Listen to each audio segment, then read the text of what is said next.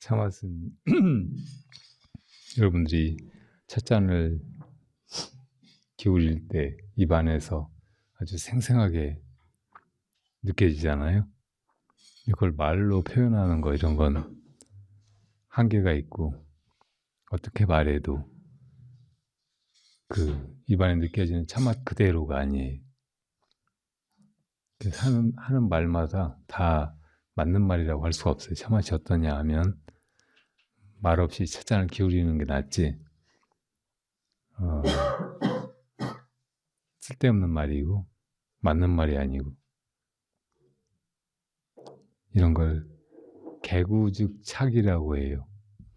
입을 열면 곧 그르친다. 본래 진리는 이 존재 전체예요. 존재 자체. 거기에 대해서 우리가 이런저런 생각을 하고 뭘 알아보고 그래서 이렇다 저렇다 이게 옳다 저게 옳다 이렇게 말을 하게 되는데 그 말들은 진리 자체가 아니죠. 아무리 옳은 말이어도. 그래서 그 진리 자체, 법 이거를 바로 보고 바로 쓰고 하는 자리에서는 입을 여는 것이 다 허물이라고 하는 거예요. 개구즉착이라고. 이 차는 원래 굉장히 좋은, 향이 좋은 중국 청차 같은데 그 청도에 사는 분이 이렇게 한국에 들어오면은 우리 버파림에 공연 올리려고 하다가 코로나 때문에 몇 년이 늦어졌어요. 그래서 차 향이 많이 나가버렸어요. 때가 지나서 제 맛이 아닌 거죠. 근데 이것도 생각이에요. 그냥 여러분들이 느끼는 그 입안에서 느끼는 그대로의 차 맛, 이것은 아무런 잘못이 없어요. 그대로잖아요. 그걸 우리가 제대로 됐다, 잘못됐다, 혹은 제 때다, 때가 지났다 이렇게 생각하는 거지. 근데 있는 그대로 그것이 그대로 옳다는 것은 또 입처개진이라고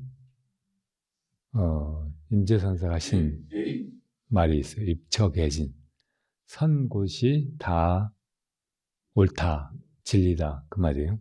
지금 있는 자리 이대로가. 그러니까 개구즉착하고 반대말이죠. 입을 열어서 이러쿵저러쿵 하는 건 다 잘못됐고 존재하는 그대로는 다 옳다라는 말씀이에요. 그러니까 번뇌망상 또 이런저런 언설 이런 걸 떠나서 그 존재의 차원으로 법 자체로 돌아가서 그렇게 존재하는 거 이건 다 옳다는 말이 사실은 선이 거기로 돌아가는 거예요. 생각이나 말을 떠나가지고. 그래서 옛날에 조주 스님한테 새로 두 스님이 수행하러 왔다고 원주 스님이 인사를 시키려고 데리고 왔는데 조주 스님이 차를 따라주셨어요. 차를 권한 다음에 조주 스님께서 자네들 이 절에 와본 적이 있던가? 하니까 한 스님이 예, 저는 전에도 와봤습니다. 그러니까 조주 스님이 그래? 차 한 잔 마시게. 다른 스님한테 자네는 그러니까 저는 처음입니다. 자네도 차 한 잔 마시게. 그러니까 옆에 앉아있던 원주 스님이 왜 두 스님이 한 스님은 와봤다고 하고 한 스님이 처음이라고 다르게 말했는데 스님께서 똑같이 차나 마시라고 하십니까? 그러니까 자네도 차 한 잔 마셔. 유명한 끽다거라고 하는 공안이에요.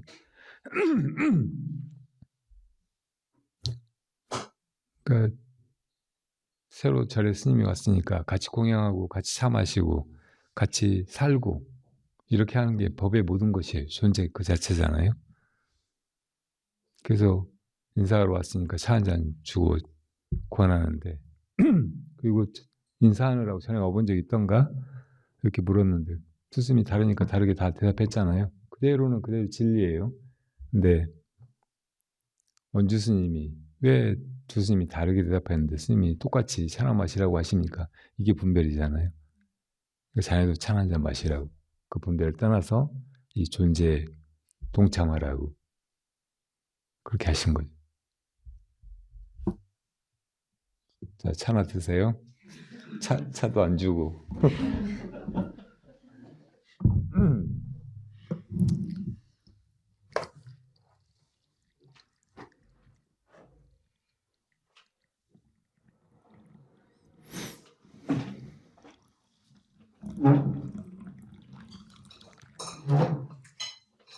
이 세상에서는 말이나 언어가 굉장히 중요한 의사소통의 수단이고, 그리고 뭘 알아가는, 배워가는 그 통로가 되고, 우리가 마음을 써서 무엇인가를 사고하고 할 때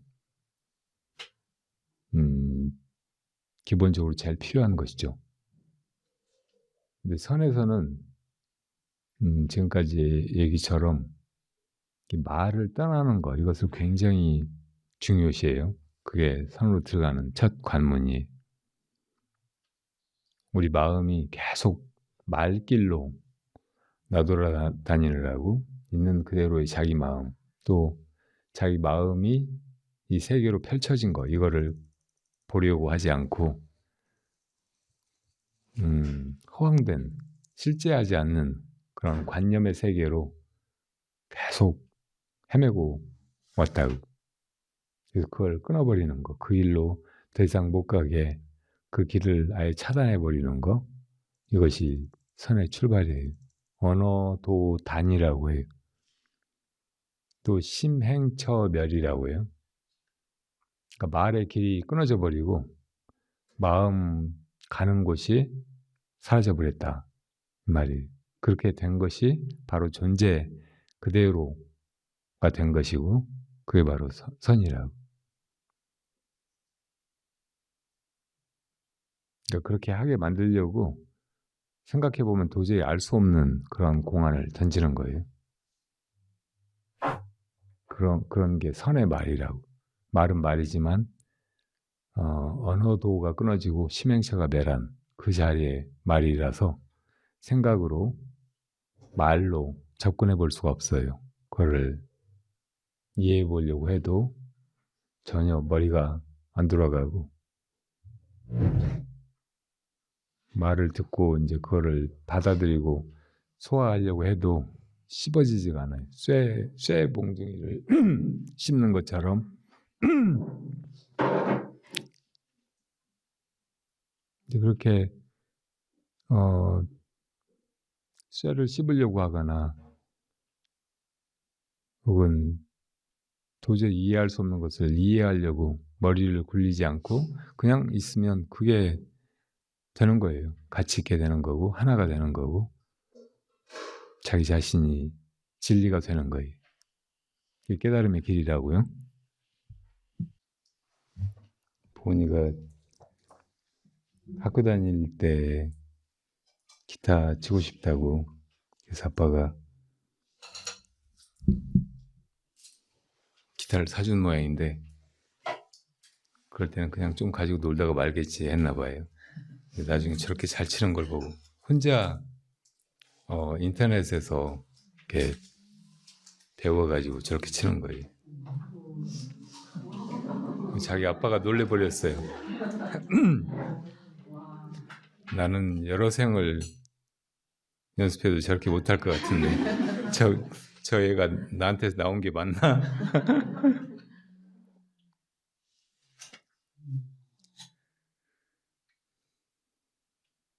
사람마다 다 그 타고난 것이 있죠. 타고난 사람됨이라든지 또 소양, 학식, 뭐 학식은 나중에 이제 습득하는 것이라고 해도 본래 갖춰진, 뭘 배워서 자기 인격에 그렇게 성장해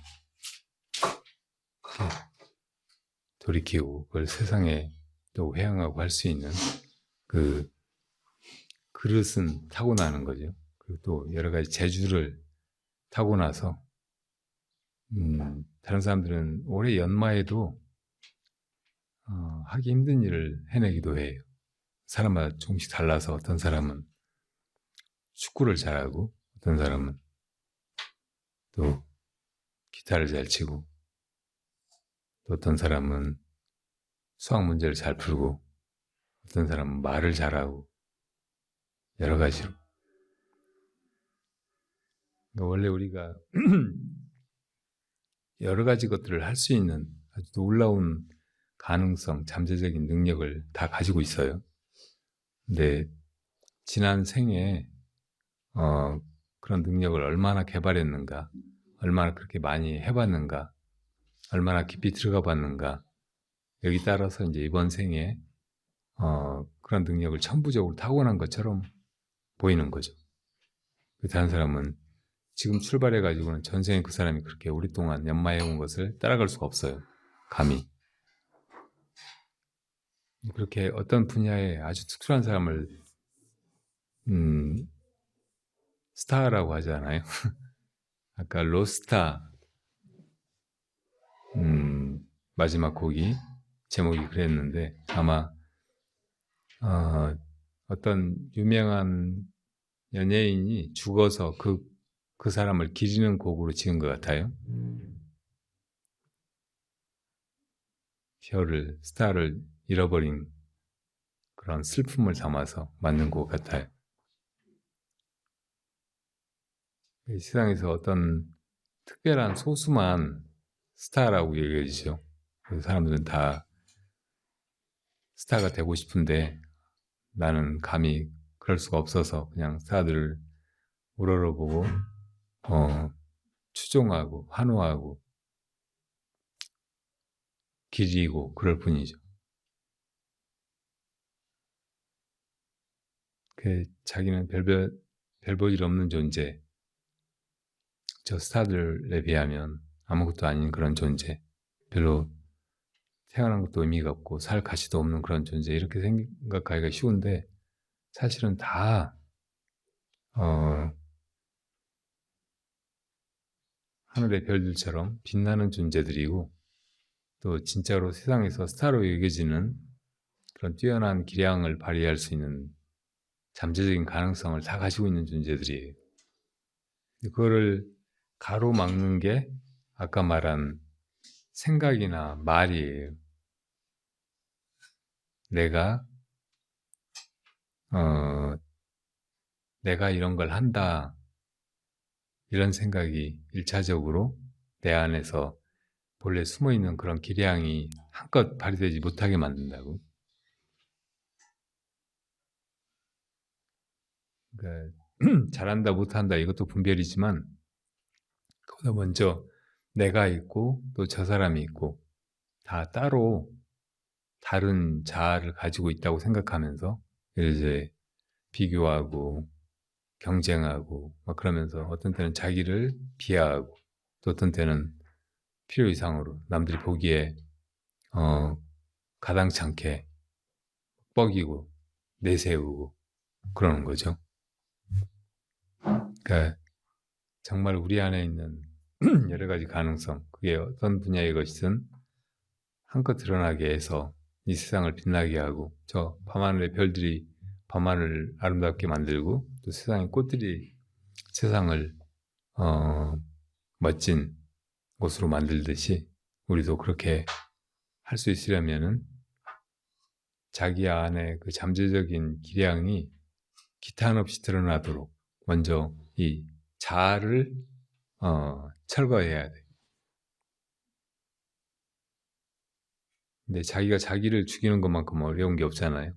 그렇게 억지로 죽이려고 하면은 다 못해요. 그런데 우리 부처님의 반야로 비추어보기만 하면 이 자아가 헛것임이 드러난다고. 그게 훤히 들여다 보여요.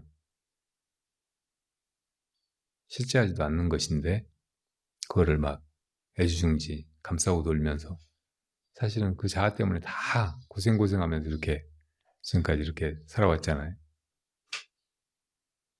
근데 그걸 내려놓지를 못해. 그동안에 너무 집착이 심했고 또 그걸 위해서만 살고 그게 없으면 모든 게 다 무너지는 것처럼 그렇게 아둥바둥 해와서 그래서 이 자아를 반야로 잘 비추어 보는 거 이것이 이제 자유롭게 그리고 멋지게 별처럼 그렇게 살아가는 길이고 그렇게 하려면 부처님의 반야의 힘을 빌어야 되는데 그 반야의 빛이 우리 안에 있다고요. 우리 안에 반야의 종자가 있고 본래 신인 성품 불성에서 나오는 그 반야의 빛으로 돌이켜 비추기만 하면 충분해요. 부처님의 그 반야에는 미치지 못할지라도 내가 내 지혜의 힘을 돌이켜가지고 나를 잘 보면 이 자아가 그냥 하나의 개념, 망상, 허상이라는 것이 꿰뚫어져 보인다. 그걸 아주 쉽게 하는 방법은 화두 들잖아요. 화두 들 때 이 반야가 제일 강하게 확 그 빛이 켜져 있는 상태라고. 그때 그 빛으로 이 자아를 비춰보는 거예요. 이걸 회광자간이라고 해요. 빛을 돌이켜서 자기를 본다. 그러니까 화두를 들고 그 화두를 그냥 의심하지 말고 의심의 빛으로 이 내가 나라고 생각했던 이 자의식 이걸 이렇게 비춰보는 거예요. 그럼 이 자아가 그 실체가 없고 허상일 뿐이라는 것이 스스로 환히 드러난다고 그걸 깨닫게 돼요. 그렇게 되면 사실은 수행도 굉장히 쉬워져. 우리가 수행이라고 하는 것이 사실은 자아라든지 그 외의 모든 분별을 다 버리는 일인데 그냥 버리려고 하면 안 되거든요. 무슨 자아뿐만 아니고 무슨 생각, 주장, 고집하는 어떤 것도 말도 다른 사람하고 막 그거 가지고 자존심 대결을 하고 막 그럴 때는 좀처럼 굽히기 어렵잖아요. 그것 때문에 막 싸움이 벌어지기도 하잖아요. 그런데 이 화두의 빛으로 이렇게 돌이켜보면 모든 번뇌망상, 분별도 다 쓸데없는 것이고 실제로 있는 것이 아니라는 것을 꿰뚫어 보게 될 뿐더러 그 자아 자체, 그런 분별이나 번뇌망상도 다 자아가 하는 거고 자아에서 나오는 거잖아요. 근데 자아 자체가 이제 허물어져 버리게 된다고. 이게 없는 거구나 하고 꿰뚫어져 보여. 그러면 수행도 되게 쉬워요. 저절로 되어 간다고. 그전에는 엄청 고생해도 마음이 잘 챙겨지지가 않고 화두만 들기로 해놓고도 또 딴 생각이고 또 딴 데 팔리고 그렇게 계속 해왔는데 그렇게 안 되던 공부가 이 자아가 없구나 이렇게 느끼는 순간 그 전에 해오던 그 공부의 탄력으로 그냥 나가는 거예요. 그게 이제 무공용의 공부라고 해요. 그전에는 공부라는 말이 공들여서 막 애써 해가는 것이라는 뜻이거든요, 원래. 그런데 이 수행도 마음 공부라고 하고 사실은 굉장히 힘들어서 해야 되는 거라고 다들 알고 있다고. 어떤 때는 인생을 바쳐서 목숨까지 걸고 그렇게 해도 이룰까 말까 한 그런 일이라고 우리가 많이 들었잖아요. 근데 이렇게 힘든 공부가 이 자아가 없구나 이런 통찰만 일어나면 그다음부터는 그냥 되는 거예요. 무공용의 공부가 애쓰지 않아도 저절로 되는 공부가 그냥 이루어져 간다고. 그래서 이 세상에서 자유롭게 활달하게 멋지게 그렇게 살아가는데도 이 자아가 방해가 되니까 이것을 없애거나 혹은 반야로 꿰뚫어 봐야 되겠지만 우리가 정말 이루려고 하는 것이 불도의 수행이라고 해도 이걸 이루는데도 이 화두를 들고 그 의심, 반야의 빛으로 이 자아를 비춰보는 것 이것이 아주 좋은 어찌 보면 가장 중요한 요령이에요. 전에 제가 화두를 잘 이어가는 요령을 3가지인가 말씀을 드렸잖아요. 근데 그것보다 더 요긴한 제일 중요한 것이라고. 엊그저께 법문 시간에는 이 자의식이 나의 몸에서 생겨나고 내 몸을 단위로 해서 나다 남이다 이렇게 분별을 해왔으니까 이 몸에 대한 집착을 버리는 거, 몸이 나라고 생각하는 것을 내려놓는 거, 이것이 중요하다고 말씀드렸는데 근본적으로는 이 몸뚱아리보다는 자의식 자체가 문제라고. 자아가. 그러니까 이 자아를 반야의 빛으로 잘 비추어 보는 거, 이것이 세상살이에서도 또 수행의 길에서도 어찌 보면 가장 중요한 관문이에요.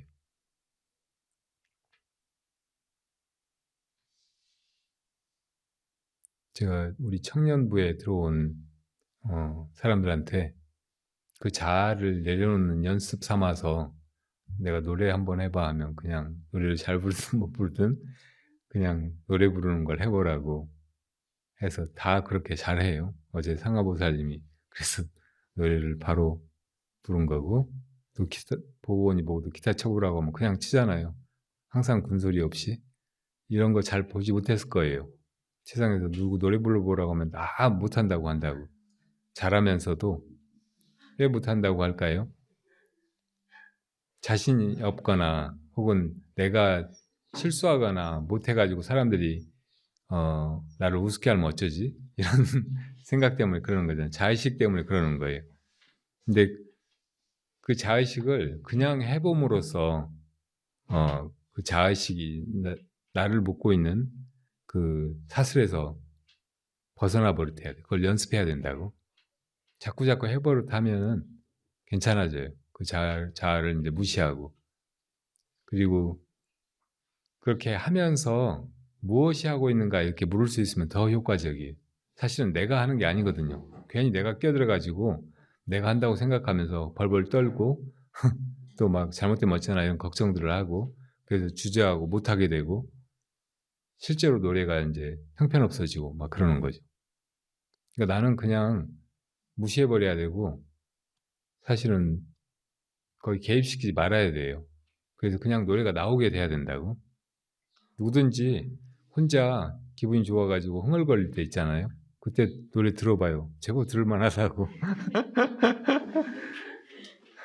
근데 누가 노래 해보라고 하면은 이제 자아가 끼어들어가지고 이거 망치면 어쩌지? 사람들 웃으면 어쩌지? 이런 생각 때문에 이제 못하게 되는 거예요. 그러니까 노래 부르면서도 기타를 연주하면서도 뭐가 이렇게 하지? 이렇게 화두를 들고 하면 자아가 아주 손쉽게 사라져버리고 그냥 그 노래가 흘러나온다고. 내 그 자성이 혹은 이 법계에 있는 우주의 법칙이 그냥 그런 걸 드러내요. 그렇게 나온 것이 제일 아름답다고. 꽃 한 송이도 다 그렇게 피어나고 저 밤하늘 별도 그렇게 빛이 나고 그래서 아름다운 거예요. 그래서 우리가 보면은 아주 평화롭게 느끼고 아름답게 느끼고 그걸 좋아하게 되고 찬탄하게 되고 그러는 거죠. 그러니까 나 자신도 스타가 되거나 꽃이 되거나 그러려면은 나의 자아를 떨쳐버리면 돼. 누구나 다 아름다워요, 본래. 다 자연의 일부잖아요. 게다가 내 마음은 이 자연의 주인이에요. 이것이 다 하고 있다고. 그러니까 그렇게 살아가는 거, 그렇게 가끔은 노래 부르고 가끔은 악기를 연주하고 이렇게 하는 것이 그대로 수행이 돼야 가끔은 밥을 먹고 가끔은 차를 마시고 때 되면 예불도 모시고 여기저기 걷고 또 다른 사람들에게 세상에 도움이 되기 위해서 뭔가 일을 하고 이렇게 하는 것들이 다 내가 해나가는 게 아니고 내 안에 진여 자성이 그리고 법 그 자체가 해나가게 그렇게 나를 내려놓고 거기에 맡기고 이렇게 하는 것이 훨씬 쉬운 길이라고. 가끔 여러 사람이 모이면 이제 좀 삐걱거리게 만드는 그런 말들이나 그런 사람들이 꼭 있게 만들잖아요. 그것도 다 그 사람의 자의식이 벌이는 일들이에요. 그러니까 우리가 그렇게 여러 사람들 속에서 천덕꾸러기나 혹은 말썽꾼이 되지 않도록 하려면 그때도 이게 자아가 하는 게 아니고 우리 안에 그 무엇이 우리가 항상 참고하는 무엇인가가 그렇게 하고 있다는 통찰로 시작하고 항상 그 질문을 가지고 이렇게 움직이면 돼요. 존재하고 살아가고.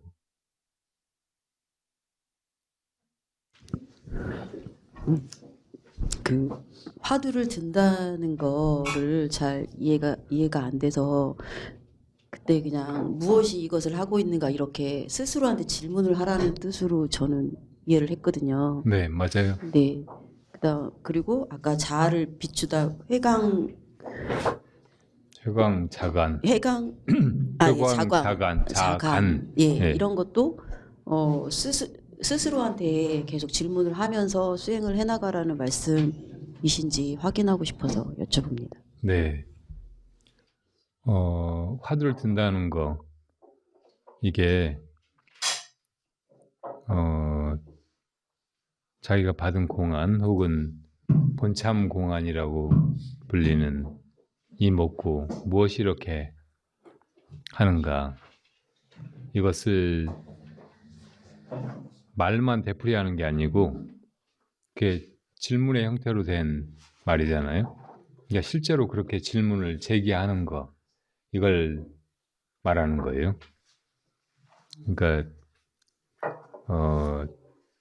앞으로 내가 화두 수행을 해야 되겠다 이렇게 생각하는 사람은 무작정 마음속에서 항상 무엇이 이렇게 하는가, 다 문장을 전체를 들자면 무엇이 이렇게 하는가 이렇게 묻는 거예요. 무엇이 이렇게 보는가, 듣는가, 생각하는가, 행동하는가 이렇게 묻는 걸로 시작해서 나중에는 이제 자기가 묻고 있는 거잖아요. 그러니까 무엇이 이렇게 묻고 있는가 이 질문이 돼버려야 돼. 그렇게 묻는 것이 되어야 돼. 이렇게 그 말 자체도 계속 마음속에서 되풀이 되도록 해야 돼. 무엇이 이렇게 하는가 이 말이 너무 길면 이제 점차 무엇이 이렇게 이렇게 줄어들었다가 나중에는 무엇이 이렇게만 해도 돼. 무엇이 이렇게 계속 그 말이 되풀이 돼야 돼요. 끊어지지 않고 습관적으로. 그리고 이제 실제로 무엇이 그러는가 이걸 스스로 물어야 된다고. 의문이 있어야 돼. 그 의심이 따라 붙어야 된다고. 그래서 그 말 자체 무엇이 이렇게 하는가 혹은 무엇이 이렇게 이것을 의제라고 하고 의심의 제목. 그리고 실제로 수행은 의심이 핵심이라고. 의심이 쭉 진짜로 궁금한 마음 그게 쭉 이어져 가는 거. 이것이 이제 실제로 화두 수행을 하고 있는 것이에요. 그렇게만 하면 돼. 너무나 단순하고 간단한 거예요. 그러니까 무엇이 이렇게 항상 우선 마음속으로 이렇게 반복하고 그러다가 이제 실제로 거기에 의심이 실리는가 이걸 확인하면서 항상 무엇이 이렇게 하는 거예요. 의심이 거기 분명히 있는 상태로 그게 반복이 되도록 그렇게만 하면 돼요. 그렇게 해가는 걸 이제 화두를 든다 이렇게 말하는 거고 그렇게 해가면은 이게 제일 빠른 길이에요. 부처님의 깨달음, 또 조사의 깨달음, 무상정등정각 거기에 구경각, 확철대오 여기에 제일 빨리 나가는 길이라고 그렇게 믿고 그렇게 가면 돼요. 그 처음에는 믿음도 필요하고 내가 이걸 꼭 해야 되겠다 하는 그 용맹심 혹은 이걸 내가 왜 못해? 이렇게 스스로를 경책하는 마음, 분심 이런 것도 필요한데 그런 걸 다 갖춰가지고 신심이나 분심을 갖춰가지고 그 다음에 화두를 드려야 되겠다 이렇게 하면 또 오래 걸리고 기회를 놓쳐버리게 돼. 그러니까 그것보다는 그냥 무작정 한다 생각하고 하는 게 좋아요. 무작정 내가 공부해야지 혹은 이 세상의 고통이나 문제를 벗어나기 위해서 뭔가 해야지 이런 생각이 들 때마다 무엇이 이렇게 하는 걸로 시작하고 그걸 이어가고 이게 습관이 돼서 나중에는 그냥 자기도 모르게 저절로 하게 돼버려야 돼. 이 다른 세상 일은 하면 할수록 더 힘들잖아요. 최고가 되려고 하면 처음에는 그냥 이렇게 힘들지만 할만하고 경쟁할 만하고 막 이렇게 가는데 가면 갈수록 더 가파라져 가지고 이제 정말 올라가기가 힘들어지고 내가 올라갈까 싶어지고 그러다가 이제 포기하고 마는 거잖아요. 근데 우리 화두 공부 처음에는 굉장히 힘든데 가면 갈수록 점점 쉬워져. 나중에는 그냥 자유낙하하는 것처럼 그냥 되는 거예요. 이게 세상 일하고 다른 점이라고. 그러니까 정말 다행이죠. 그러니까 공부가 그렇게 되어간다는 걸 알고 처음에는 온 마음을 거기에 모아가지고 진심으로 이것만 해야지 하는 마음으로 그렇게 해가는 거예요. 그렇게 해가면서 다른 거 다 하면 돼. 다른 걸 굳이 안 하려고 하지 말고 어디 선방에 가거나 면벽 좌선만 하려고 하지 말고 그냥 지금까지 살아온 대로 다 하면서 뭐가 이렇게 하지 이렇게 묻기만 하는 거예요. 하는 건 그냥 그대로 일어나게 두고서 이제 그렇게 할 때도 내가 이걸 한다 이런 생각이 아까 말한 대로 제일 치명적인 장애라서 그걸 쫓아버려야 비로소 공부가 그냥 저절로 되어가니까 이제 그걸 더 쉽게 해가는 방법으로 화두에 의심이 있을 때 그 의심이 빛이라고 생각하고 그게 자아를 비추도록 한단 말이에요. 우리가 세상에서 뭘 할 때는 막 마음이 밖으로 저기 있는 목표를 향해서 막 돌진하듯이 그렇게 해왔잖아요. 근데 이 의심을 들고 우리가 깨달으려고 하는 건 나 자신이고 나의 내면에 그 길이 나 있다고. 그러니까 안으로 비춰야 돼. 그 의심의 빛을 밖으로 해가지고 뭘 잡으려고 하지 말고 아무것도 잡을 것이 없어요. 공부해서 깨닫는다는 건 뭘 얻는 게 아니라고. 뭐 이루는 것도 아니에요. 이미 이루어져 있어. 이미 자기가 그것이야. 그러니까 그렇게 밖으로 마음이 나가도록 두지 말고 막 밖으로 내달리면서 뭘 구하는 마음을 치구심이라고 해요. 말 달리듯이 막 내달리면서 뭘 구하는 마음이라고. 그럼 공부를 잘못하는 거예요. 그렇게 하다가 다 지쳐버린다고. 그리고 몸에 여러 가지 탈이 나요. 상기 증상이라든지 탈진. 그러니까 그렇게 하지 말고 그냥 이 화두를 들고 의심이 분명하면 그 의심이 빛이라고 생각하고 그게 자아를 비춘다고 이렇게 안으로 향하게 하는 거예요. 그럼 아까 말한 대로 이 자아가 실제하지 않는 것이라는 거. 그냥 하나의 관념, 내 마음이 일으킨 생각에 불과하다는 것을 꿰뚫어 보게 되는 거예요. 그럼 마치 이제 꿈속에서 꿈이 실제가 아니고 꿈이라는 것을 자각하는 것과 같은 상태고 우리가 영화나 연극을 볼 때 저건 가상의 현실이고 가상의 시나리오지 실제가 아니라고 알고 보잖아요. 그렇게 보듯이 이 자아가 비록 있고 그게 어떤 때는 그전처럼 작동을 하고 막 그럴지라도 이게 실제가 아니라는 것을 확연히 알고서 그렇게 하게 되는 거예요. 그러니까 자아를 다룰 수 있게 돼. 어떤 때는 죽여버리고 어떤 때는 분명하게 드러내고 이걸 무조건 죽여버린다고 해서 능사가 아니거든요. 자아가 완전히 진짜 없어져 버려가지고 내가 이런 물건처럼 돼버리다 그럼 뭘 할 수 있겠어요? 무슨 의미가 있어? 깨달음을 이룬다든지 열반을 이룬다든지 한다고 해도 그러니까 자아가 진짜 그렇게 없어져 버리는 게 아니고 자아가 있는데도 이게 없다는 것을 확연하게 꿰뚫어 보게 되는 거예요. 그러니까 무아가 내가 없어져 버리는 것이 아니고 무아라는 것을 깨닫는 거예요. 그러니까 그렇게 하기 위해서 이 의심의 빛으로 이 자아를 비추어 본다 이렇게 생각하고 화두를 들여나가면 다 그냥 되어간다고. 회광자간한다는 건 그런 뜻이에요. 예. 비출 때 네. 막상 비출 때 음. 비출 게 없다라는 느낌이 음. 드는 건 그건 자아가 이제 없어진 상태. 자아라고 하는 망념이 공해져 버린 상태거든요. 그럼 아무 문제 없어요. 그럴 때도 의심은 있잖아요. 그러니까 그 상태가 이제 의심만 있는 상태거든요. 의단 동로라고 하는 상태라고. 그러니까 그런 상태에서 자아가 없어져 버렸네. 막 당황해하거나 자아를 다시 만들어야 되겠다. 막 이렇게 할 필요가 없어요. 그냥 그대로 의심만 있으면 된다고. 그러니까 이 회광자간하는 목표가 이 자아가 없다는 것을 꿰뚫어 보려고 한 것이니까 없어졌는데 뭐가 문제예요? 아주 잘된 거고. 그러면 이제 의심만 쭉 이어져 가게 되고 그게 바로 내가 애쓸 필요가 없는 무공용의 공부고 그러니까 그냥 그렇게 가면 되는 거. 거기까지만 들어가면 돼. 우리가 해야 될 노력은 거기까지예요. 그 무엇은 부처님의 것이 따로 있고 내 것이 따로 있고 또 내 것이 여기 있고 저 도반의 것이 따로 있고 그런 게 아니고 또 나의 것이 따로 있고 이렇게 죽어있는 물건이나 이 세상의 것이 따로 있고 그런 게 아니고 거기 들어가면 모든 것이 하나예요. 자타가 없고 안팎이 없고 나와 세계가 나와 남이 다 불이 완전히 하나, 한 물건, 한 마음이 되어버리는 거예요. 그러니까 사실은 부처님이 깨닫는 순간에 모든 중생이 다 같이 성불한 거예요. 근데 우리가 그걸 모를 뿐이지. 모르고서 내가 중생이다.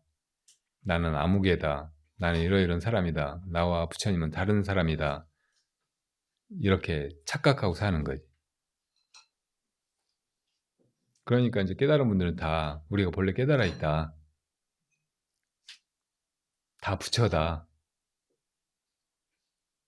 이렇게 말하는 거예요. 네 마음이 부처다. 이렇게.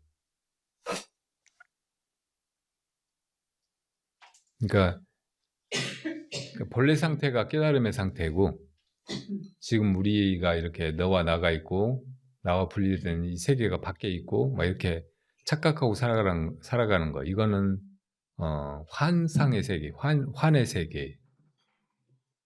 그래도 이제 이 환의 세계에서 우리가 고통을 당하고 있으니까 부처님이 환의 몸, 부처님의 30 이상 80종으로 가진 그 몸을 가지고 이 세상에 오셔가지고 우리를 깨우쳐 주시는 거, 마음을 보라고 이렇게 연꽃을 들어보셨죠. 우리도 깨닫고 보면은 본래 우리가 부처였구나, 본래 우리가 하나였구나, 한 마음이었구나, 본래 한 물건뿐이로구나. 그리고 그 한 물건이 어디 따로 있었던 게 아니고 한 물건이 바로 이 세계로 나와 이 모든 것으로 드러나 있었구나. 이런 거를 자기 눈으로 확인하게 되는 거예요. 그 마음을 이렇게 하두를 할 적에 이 마음 너가 뭐냐 이렇게 자꾸 물어보라고 하셨잖아요. 마음 너가 아니고 마음도 아니고 어쨌든 모든 이름을 떠나 있는데 부처님이 깨달으신 그거 그리고 내 안에서도 이 모든 걸 하고 있는 그거. 그러니까 그게 사실은 모든 걸 떠나 있고 뭘 하고 있는 것도 아니에요. 그런데 어제 이제 거기서 나오는 게 반야라고 말했는데 그게 깨어 있고 또 모든 것을 비추어 있는 그대로 드러나게 하는 거예요.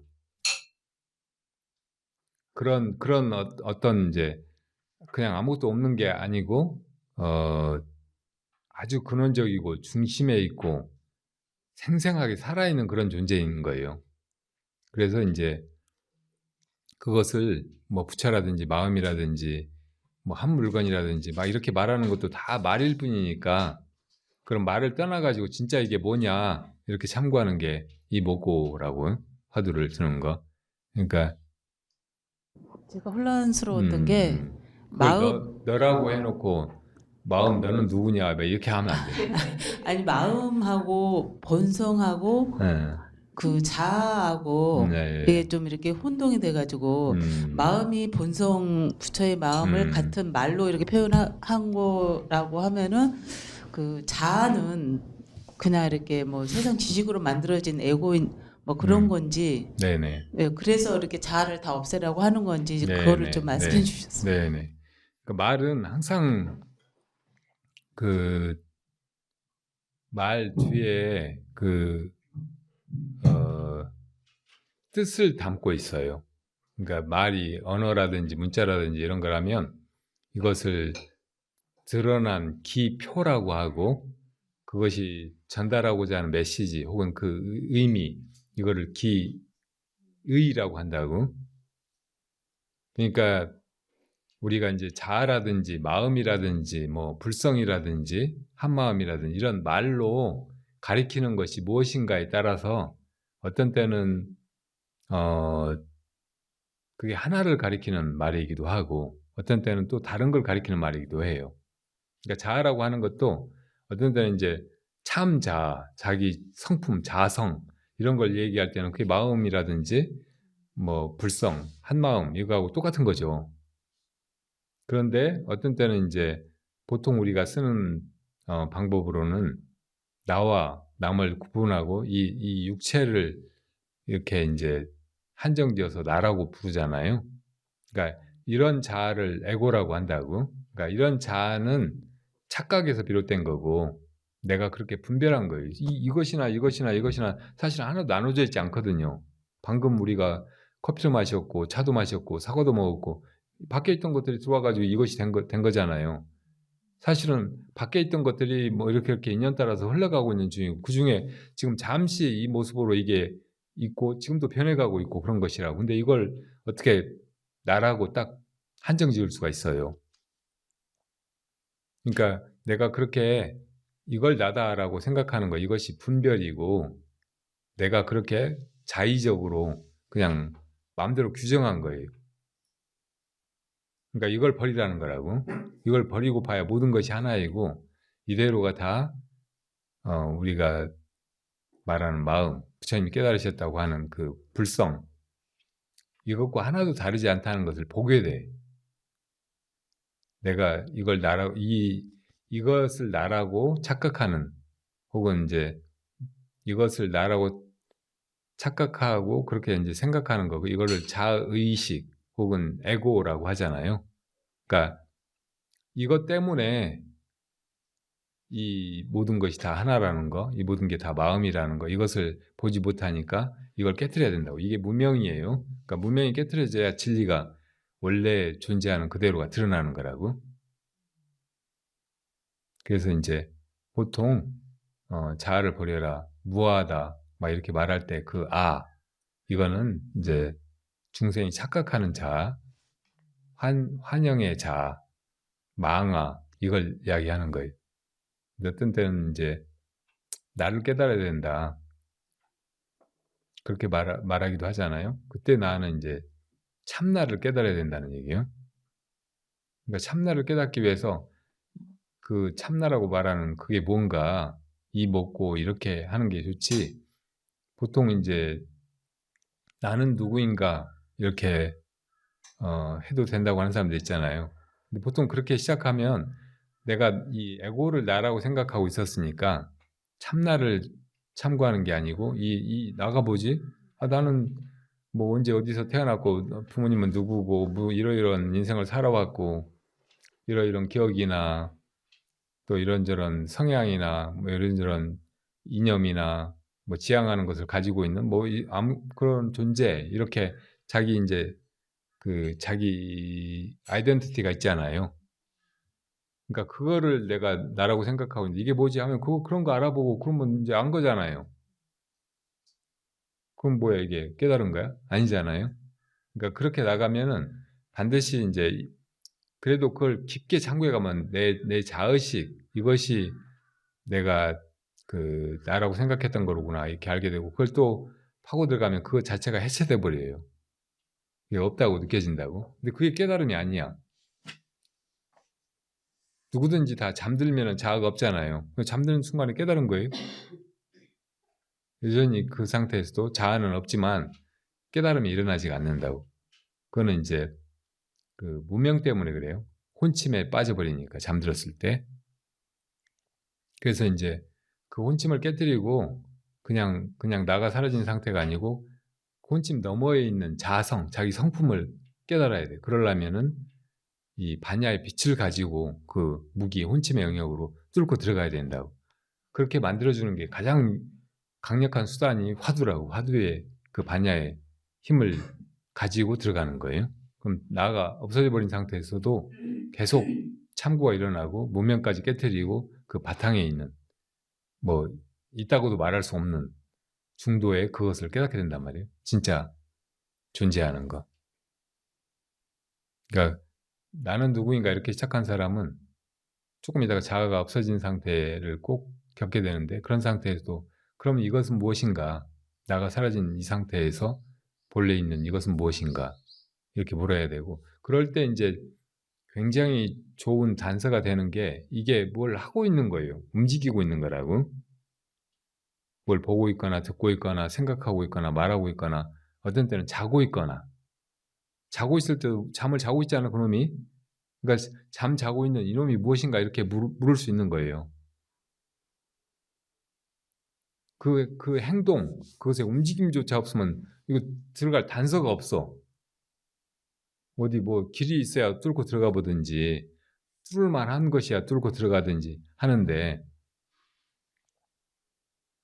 그래서 이제 이목구 화두를 들 때 이렇게 보기도 하고 듣기도 하고 일어났다 섰다 앉았다 섰다 하고 옷도 입고 밥도 먹고 이렇게 하는 그놈이 무엇인가 이것이 무엇인가 이렇게 하라고 예컨대 경어스님의 참선곡 같은 데 보면 그렇게 그 이목구 화두를 주는 법이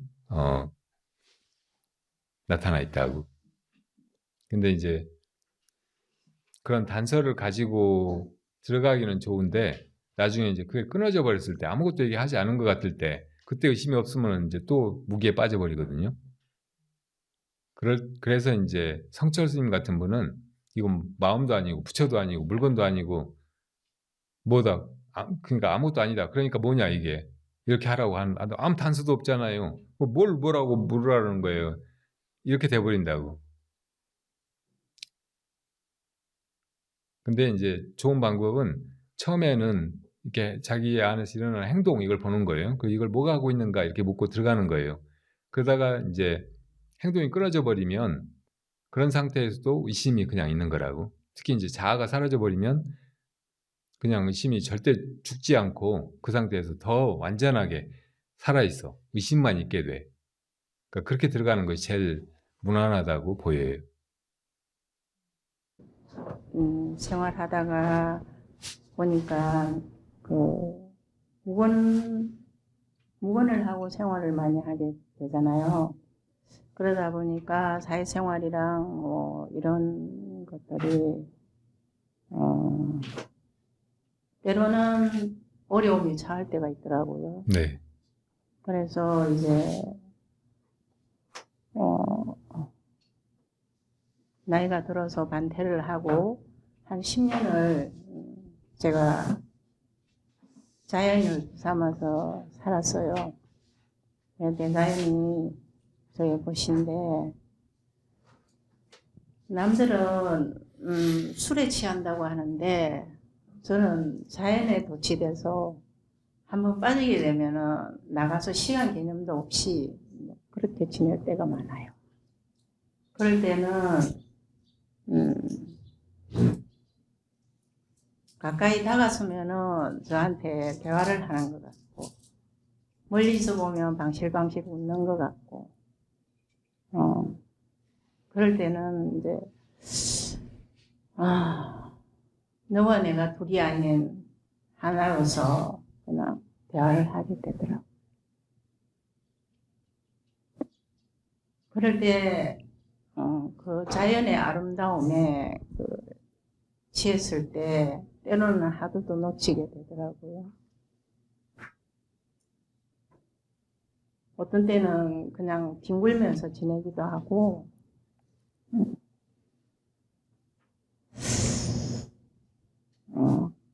그 세월이 한 10년을 지나고 보니까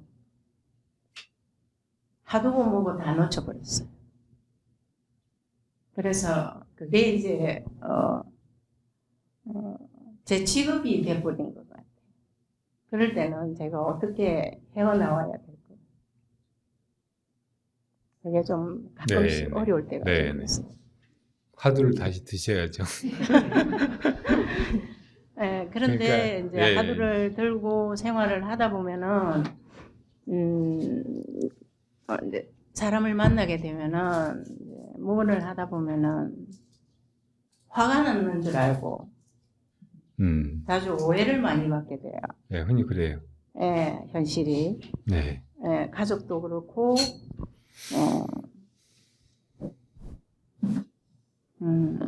가족을 연관이 된 일이 있기 때문에 대화를 해야 되는데, 무언을 많이 하다 보니까, 아, 왜 저러느냐고, 화가 났느냐고, 아닙니다. 화가 나지 않았습니다. 이렇게 말을 하게 되면은 또 아닙니다 하면 또 분별심을 또 일으킬 것 같고요. 그래서, 그럴 때 제가, 그냥 또 산으로 또 갑니다. 그냥, 만남이라는 게 좀 현실적으로 좀 힘들 때가 있더라고요. 네. 그래서 가끔씩 그 그리움의 법정 스님을 대하다 보니까 그때 법정 스님을 만났을 때는 후방나무 아래에서 느낌이 제가 그때 하두에 몰입해 있을 때였으니까 스님의 법문이 귀에 하나도 들어오지를 않아서 남은 게 하나도 없고 주신 선물만 받아왔는데 그 뒤로 이 책을 다 세월 지나서 볼 거라고 그냥 접어두고 지내다 보니까 그리움에 한번 들여다봤는데 아예 그냥 그 스님께서 주신 그 사계 불이람 사계처럼 너무 아름답고 너무 취하고 그냥 깨어나면 술이 취하면 깨면 되는데 이 자연이 취하는 거는 정말 허우적거리면서 제가 벗어나기 어려운 게 현실 속에서 사람들과 만남보다는 더 힘들 때가 참 많은 거예요. 그래서 제가 그렇게 지내고 있습니다. 네. 스님 그럴 때 하두 놓쳤을 때는 다시 하두를 들면 되지만 진도가 안 나가요. 여쭙고 싶습니다. 네.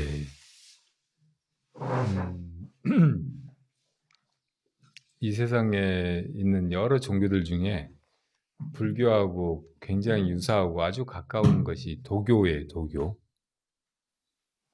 근데 그 도교를 주창한 노자나 장자를 들춰보면 거기에서 자연을 굉장히 강조하고 인위를 철저하게 배격하고 그리고 사람들 많은 세상 저자거리를 떠나서 자연 속으로 들어가서 그렇게 무위자연하는 거 이거를 도덕군자 혹은 도인의 가장 이상적인 삶인 것처럼 그려놨죠. 근데 그게 불교하고 다른 점은 불교는 본래 존재하는 법 이걸 깨닫는 거고 법계와 하나가 되는 거고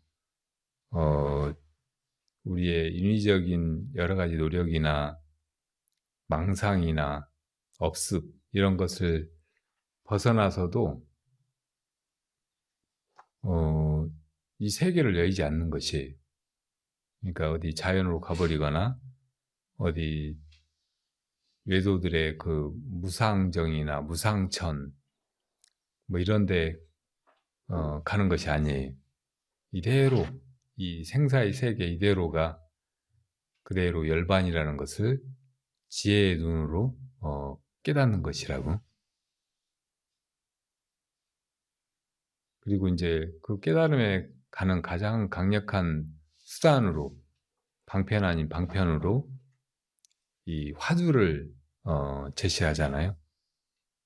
근데 아까 말했듯이 우리가 생각을 할 때 언어를 통해서 이렇게 언어의 길로 여기저기 나돌아다니는데 화두라는 것도 말이라고.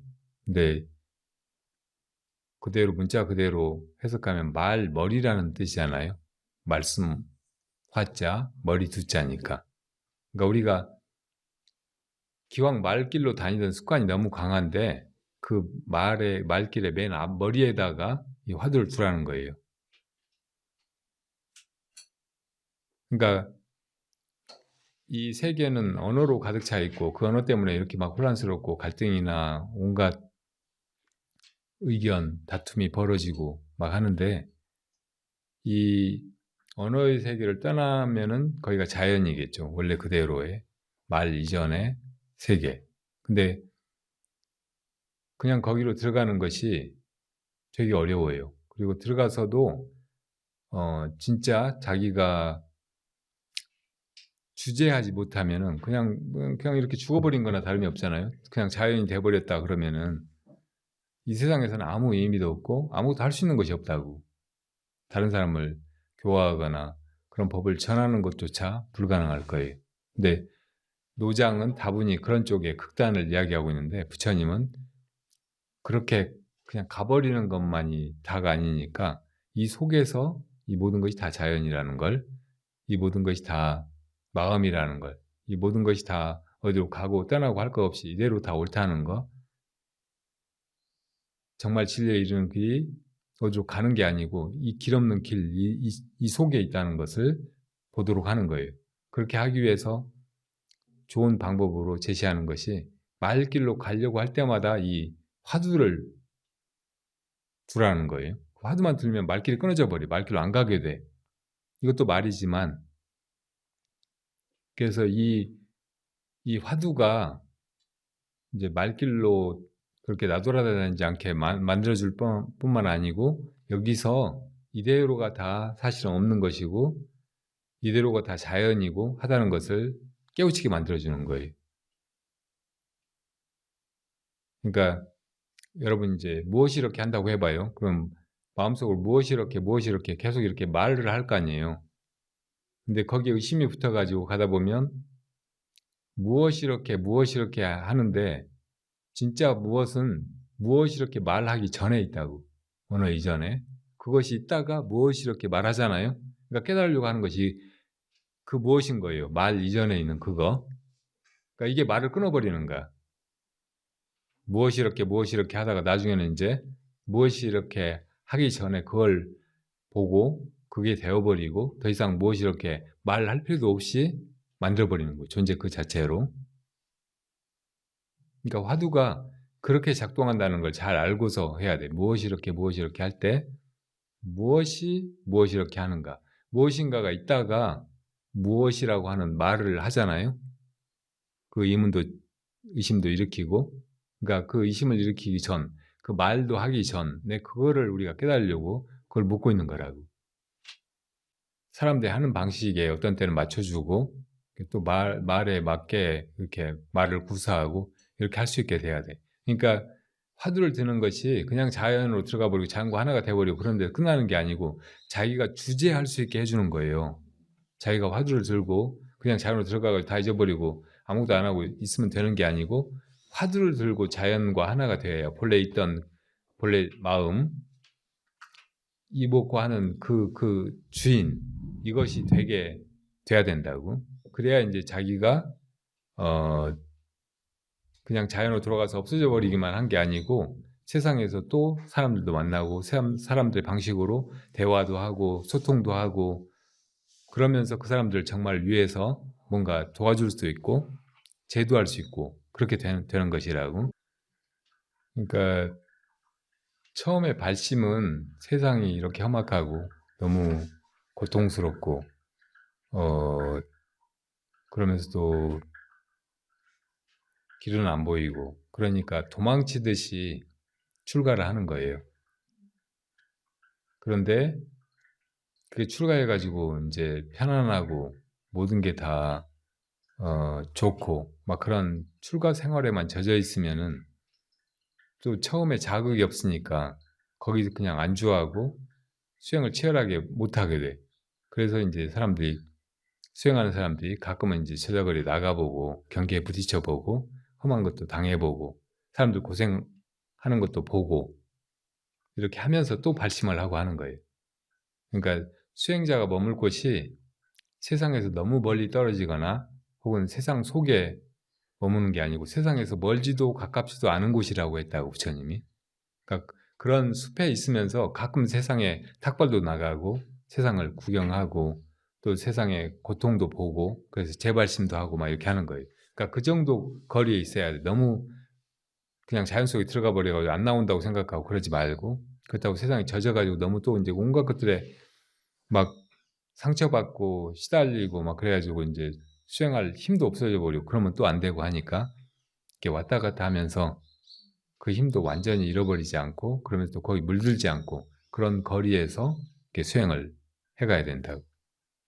그리고 사실은 19살에 출가를 하려고 했었거든요. 그러니까 지금 이미 출가한 사람처럼 그렇게 지내시니까 그 출가인이 세상과 이렇게 유지해야 될 거리 이것을 부처님 말씀하신 대로 잘 하면서 잘 조절해 가면서 이렇게 하시면 돼요. 그리고 또 이제 중생을 교화하려면 세상에 다시 나와야 되잖아요. 그냥 숲속에 들어가 버리고 출가해서 이제 세상에 안 나오고 그걸로 끝이라고 생각하면 의미가 없어요. 우리가 수행하는 것이 자기 혼자 그런 열반에 들어가려고 한 것이 아니니까. 그러니까 그걸 위해서도 이제 세상에 대해서도 너무 뒤떨어지거나 완전히 단절되지 않게 적당한 거리를 유지하면서 그렇게 수행을 해나가고 나중에 돌아와서 이제 그렇게 할 때도 세상에 대해서 어느 정도 알고 세계가 이렇게 변한 것도 알고 중생들이 어떻게 사는가도 알아야 거기 맞게 법을 사라고 교화하고 할 거 아니에요.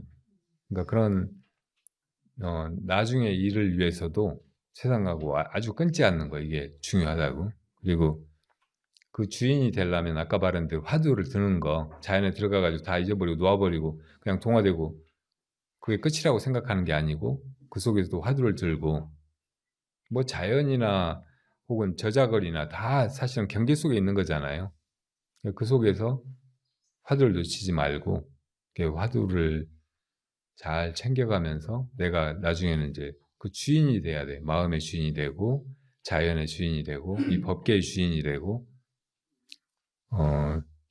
제자들을 이끌어가는 법의 주인이 되고 해야 된다고. 그러니까 그런 길로 가는데 이 화두가 제일 강력하고 유효한 그런 수단이니까 절대 이걸 놓쳐버리면 안 된다고. 그러면 이제 그 노장의 무의 혹은 자연 막 이런 데 떨어져 가지고 불법의 그 심효를 생사에 자제한 그 힘을 또 대비 원력을 다 잃어버리게 된다고. 스님 일단 이런 자리를 마련해 주셔서 너무 감사드리고요. 그러니까는 무엇이 하느냐에 대한 화두를 이제 계속 강조를 해주셨는데 저는 자꾸 그거에 대해서 이렇게 의문이 들지가 않고 자꾸 들고 싶지가 않은 거예요 어제부터. 그래서 왜 그런가 자꾸 생각을 계속 해보니까 그러니까는 그동안 그러니까 저를 이렇게 자꾸 바라보는 연습은 그동안 많이 해왔는데 제 행동이나 제 말이나 보면 너무 에고나 뭐 자아 아까 이야기하셨던 어떤 자아가 그 말과 행동을 하고 있다는 생각을 참 많이 했거든요. 그래서 아직 내가 중생이라 깨닫지 못해서 이렇게 하고 있구나 그러는데 그걸 다시 또 무엇이 하고 있느냐고 자꾸 물어보라고 하시니까 자꾸 이렇게 자꾸 거부감이 들고 자꾸 바라보지 않게 되는 것 같더라고요. 그래서 제가 어느 부분에서 지금 착각을 하고 있는 건지 도대체 그 화두를 들었을 때 의문을 가지려면 어떻게 해야 되는 건지 좀 설명을 좀 해주시면 감사하겠습니다.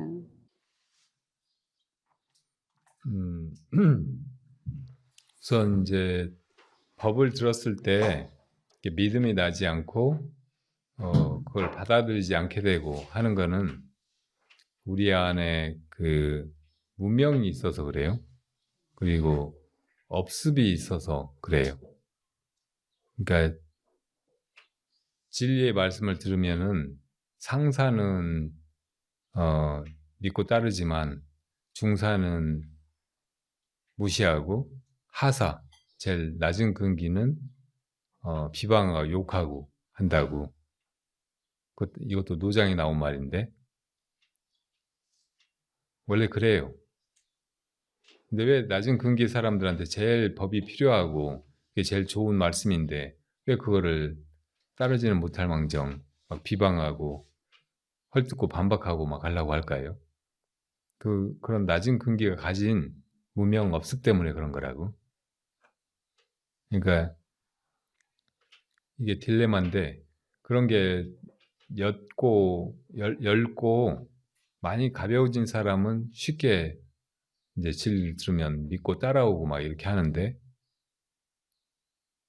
그게 정작 필요한 하근기 사람들한테는 그게 먹히지가 않는 거예요. 본인이 받아들이질 않아. 그러니까 어떻게 해주기가 힘들어요. 그래서 이제 내가 만약에 불법을 들었는데 거기에 믿음이 안 나고 따라서 그렇게 해볼 생각이 안 난다. 그러면 좀 약간 자기 참여를 해야 돼. 자기 반성을. 그렇게 할 수 있으면 아주 좋죠. 그게 유일한 방법이긴 해요. 그러니까 정말 큰 쓴 같으면 그 자아를 확 꺾어서 조복을 시키거든요. 근데 그런 분을 못 만나면 그게 꺾이지가 않아. 근데도 다행히 이제 이 자아 때문에 이렇구나 하고 스스로 통찰하고 그 자아를 내려놓을 마음이 있고 참여하는 심경이 되고 이렇게 하심하고 이제 가서 귀의하고 스승에게 법을 묻고 또 가르친 대로 따라서 그렇게 수행을 하고 그럴 수 있으면 이미 하근기가 아니에요.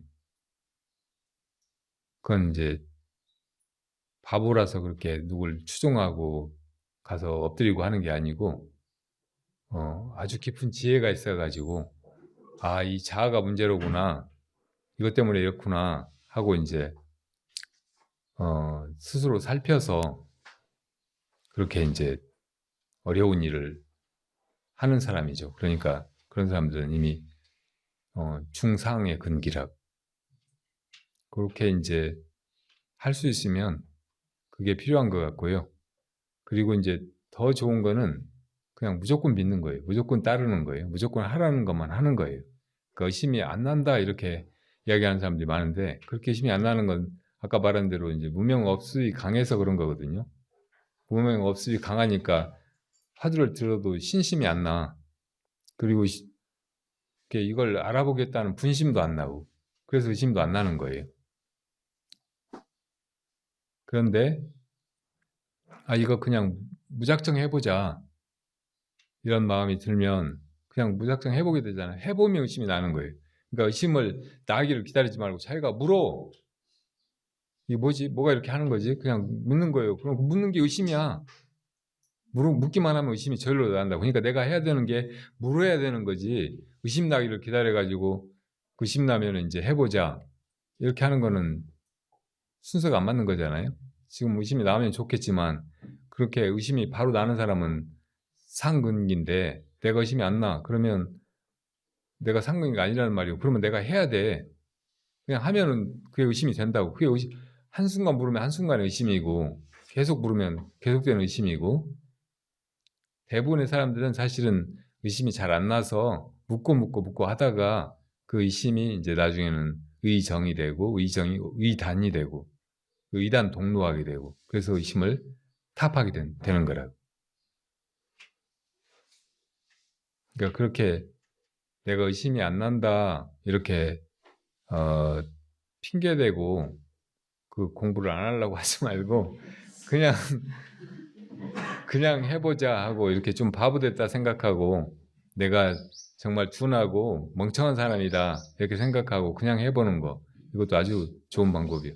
그렇게만 할 수 있어도 그런 사람 정말 복이 많은 사람이고 높은 근기라고 할 수 있다고.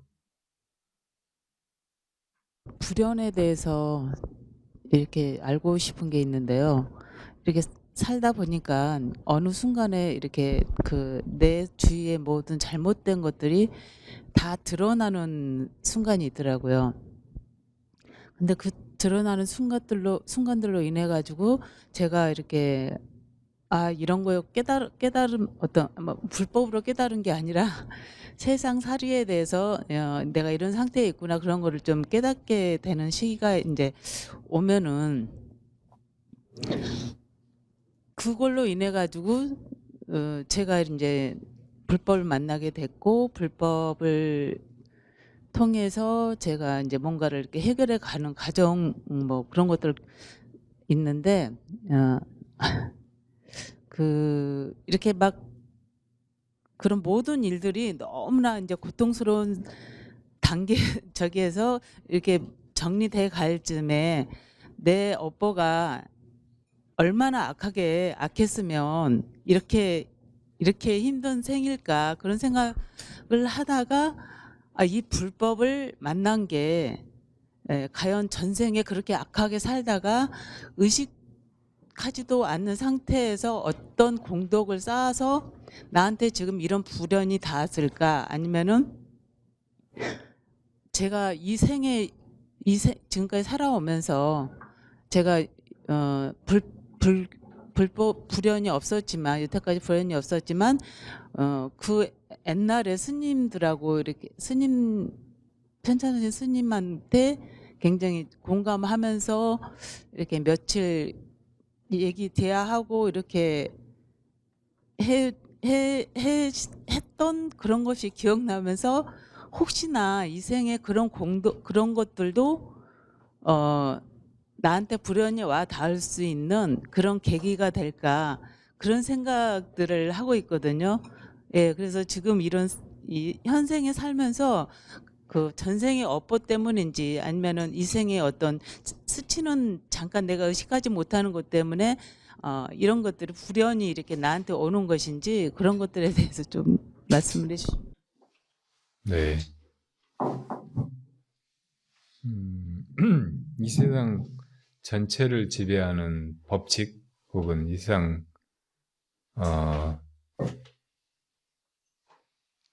이 세상 모든 것 이것을 다른 말로 하면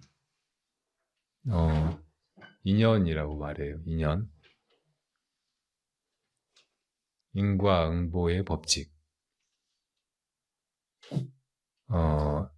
인이라는 말은 어떤 그 씨앗처럼 나중에 이제 성장하고 결과를 낳는 그 원인이 되는 거 이걸 말하죠. 모든 일은 마음으로 자기가 지은 거예요. 지난 세월에, 지난 생에. 그리고 이제 그게 과로 나아가는 데는 여러 인연이 그 연들이 합해진다고. 여러 조건들이.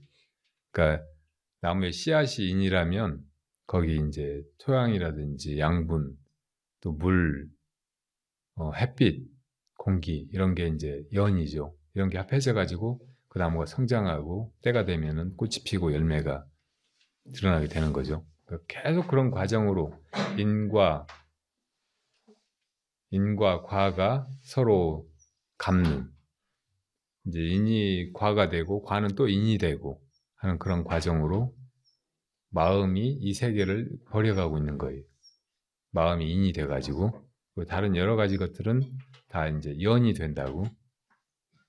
그리고 그 시간도 거기 연이 돼. 그러니까 지금 씨앗을 심었다고 바로 열매가 생기는 게 아니고 시간이 가야 돼서 어떤 때가 되어야 꽃이 피고 열매가 맺잖아요. 이게 이제 시절 인연이죠. 시절 속에서 인이 연을 만나가지고 어떤 결과들을 드러내게 된다고. 그러니까 우리가 살면서 지금까지 겪어온 거 이것도 다 그 전에 우리가 지었던 것들의 결과고 우리가 과거에 지어놓은 것들이 이런저런 조건이 돼가지고 나로 하여금 또 이제 그런 데 처하게 하고 또 그렇게 살게 하고 그런 일을 당하게 하고 해온 거예요. 그런 일을 당하고 살아오면서 또 내가 뭔가를 했을 테고 또 주변의 것들에 영향을 주거나 변화시켰을 테고 그래서 이제 그런 것들이 또 지금의 나를 만든 거죠. 또 지금의 내가 또 해나가는 것이 또 미래의 나를 만들어 갈 테고 시간 속에서 모든 것들은 다 이 인과응보 인과 연이 합해져 가지고 과를 만들고 과는 다시 인이 되고 하는 이 연속적인 과정 속에 있어요. 모든 게 통틀어 보면 다 이 인과가 중중무진으로 펼쳐지고 이리 겹치고 저리 겹치고 막 계속 그렇게 뒤엉켜서 흘러가는 그런 과정뿐이라는 말이에요. 근데 그 중에서 이제 우리가 불련을 만나는 거, 부처님과의 인연을 만나는 거, 이게 아주 중요한 게 이 끝없는 우리가 거기서 전혀 벗어날 수가 없고 그 어떤 것도 공짜가 없다고 하잖아요. 다 어떤 것도 그냥 거저 되는 것이 없어요. 다 그 전에 원인이 있어야 또 그 많은 조건들이 있어야 그런 것이 실제로 드러나게 되니까. 근데 그런 속에서 자유로워지는 것이 너무 힘든 거예요. 근데 진짜 자유로워지는 거는 불련을 통해서일 뿐이라고. 부처님 그 깨달음의 길, 이 인연 따라서 벌어져가는 이 세계가 우리가 태어나서 살아가는 속박이잖아요. 여기서 벗어나는 거, 해탈하는 거,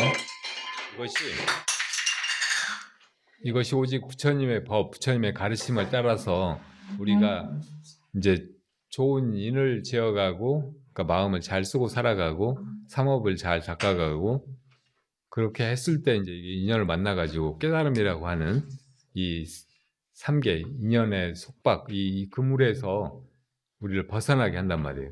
그게 이제 불과를 이루게 만들어주는 거예요. 부처님이 되게.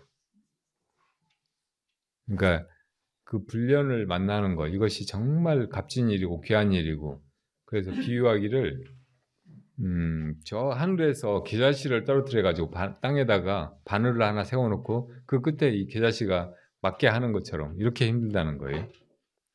그리고 또 망망대해에서 거북이가 100년에 한 번씩 바다 밖으로 이제 나와 본대요. 그러니까 바다 밖에 넓은 세상을 보고 숨 한번 크게 쉬고 하기가 얼마나 어렵겠어요. 근데 그렇게 올라왔다가도 도로 바로 이제 들어가야 돼. 근데 어쩌다가 한번 위로 올라왔는데 널빤지가 하나 떠다니다가 또 하필 그 널빤지 가운데 구멍이 뚫려 있어가지고 거북이가 올라왔는데 목이 거기 낀 거예요. 그래가지고 한참 무리해서 떠가지고 세상도 보고 막 마음껏 숨도 쉬고 그럴 수 있게 된 것. 그처럼 그렇게 어려운 게 불련 만나기라는 거예요. 근데 우리는 그런 불련을 만났으니까 얼마나 정말 대박이 터진 거예요. 재수가 좋은 거예요. 횡재한 거예요. 그러니까 이 세상에서 어떤 결과를 우리가 원할 때 그 결과를 진짜로 얻으려면 반드시 거기에 합당한 인을 지어야 되는데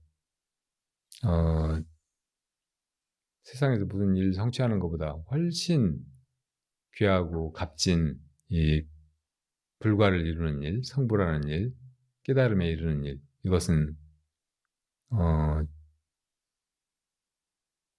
거기에 합당한 또 원인을 반드시 심어야 된다고.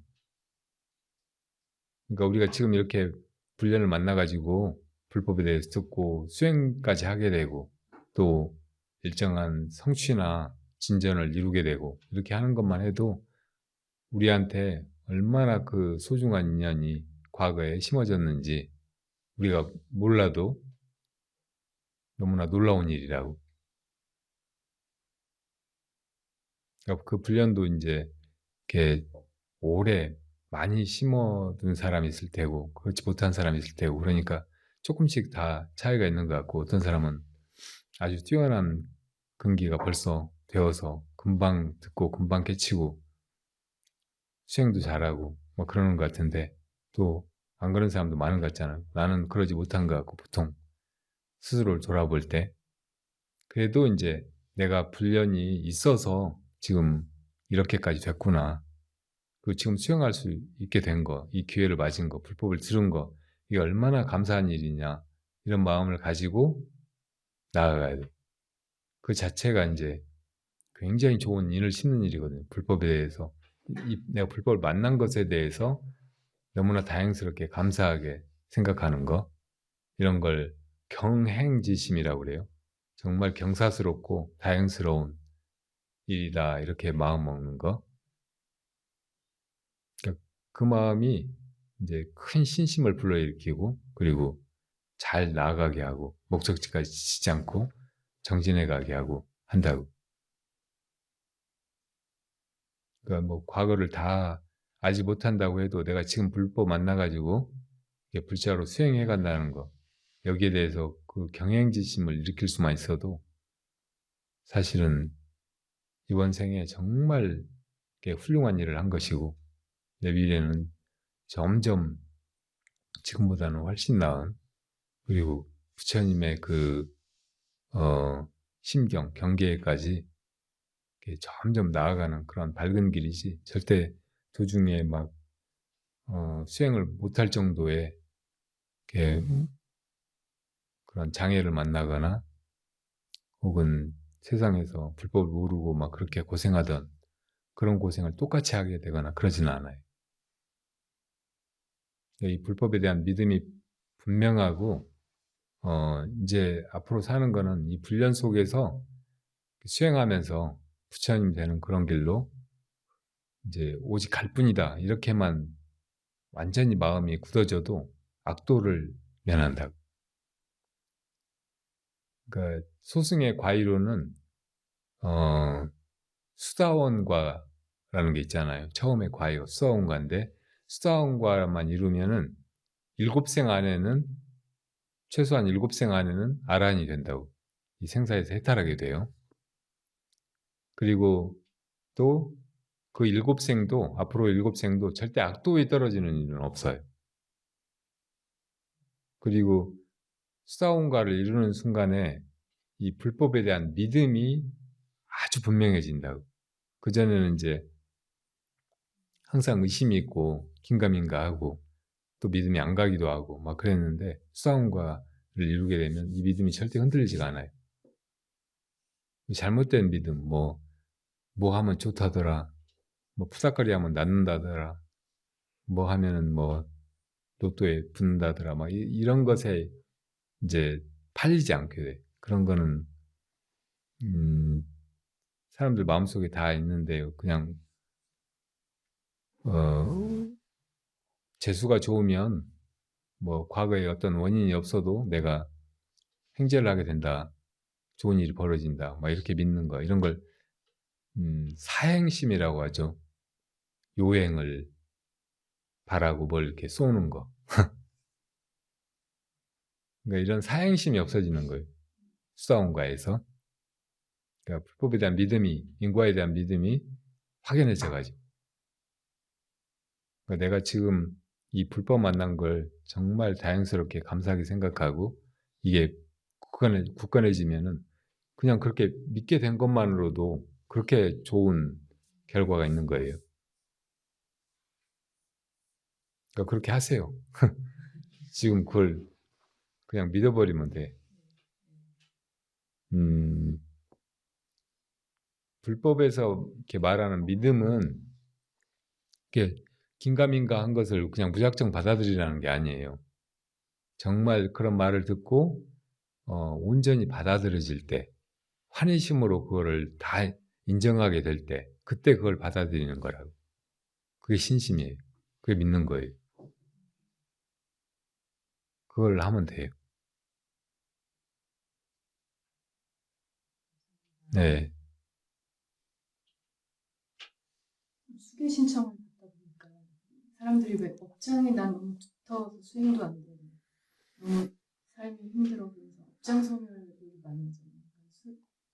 수계 신청하는 사람들 중에서 업장 소멸이 되는 이름을 받고 싶다. 하시는 분들, 네. 요청하시는 분들 사행신인가요? 누가 그랬어요?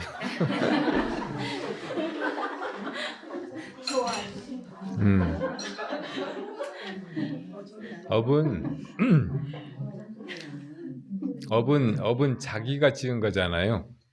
자기가 지은 것이 이제 어떤 결과로 돌아와 가지고 그게 나를 고통스럽게 하고 뭐 원하는 것을 이루지 못하게 하는 걸 업장이라고 해요. 업장, 업의 장애. 그러니까 업이 가만히 있어도 막 뭘 하게 몰아대기도 하고 또 원하는 것을 이루지 못하게 막고 그러는 거예요. 그래서 누구나 다 이제 이 업장에서 자유로워지고 싶어하고 원하는 걸 다 얻고 하고 싶은 대로 하고 그렇게 살고 싶어 하죠. 그래서 이제 업장 소멸하려고 하죠. 업장이 소멸됐으면 하는 거예요. 근데 그렇게 바란다고 그냥 되겠어요? 자기가 지어놓은 걸 피할 수가 없잖아요. 업보를 다 자기가 받아야지. 그러니까 진짜로 업장 소멸하는 길은 아까 말한 대로 깨달음을 얻어야 돼. 그래서 나도 없고 내가 뭐 하는 것도 없다는 것을 분명히 보고 살아야 돼. 그러니까 무엇이 이렇게 하는가 이렇게 묻는 것이 제일 쉽게 이 자아라든지 자아가 뭐 한다는 업을 짓는다는 그런 마음에서 벗어나게 해주는 거예요. 그러니까 화두를 두는 것이 제일 업장 소멸에 이렇게 빠른 길이라고 즉각적으로 그렇게 업장에서 벗어나게 해주는 거예요. 그런데 이제 보통 업장 소멸하려면 참회를 해야 된다고 한다고. 참회. 그 참회는 벌 받는 것 같이 뭔가 고통을 당해야 되는 것처럼 생각을 하는 수가 많아요. 근데 그거는 불교적으로 완전히 지혜로운 방법이 아니에요. 불교적인 진짜 참회는 우리가 천수경에서 보듯이 죄, 망, 심, 멸, 양구공이 되는 거예요. 죄, 망, 심, 멸, 양구공, 시즉 명의 진참회라고 하잖아요. 그러니까 죄가 없어져 버리고 또 죄를 지었던 그 마음도 없어져 버리고 없다는 것을 깨닫고 그래야 이게 참회라는 말이에요. 죄가 저절로 없어지겠어요? 과거에 지어놨는데 안 없어진다고. 그 죄가 진짜 없어지려면 지혜가 생겨가지고 그 죄가 없다는 것을 자기 스스로 통찰해야 돼.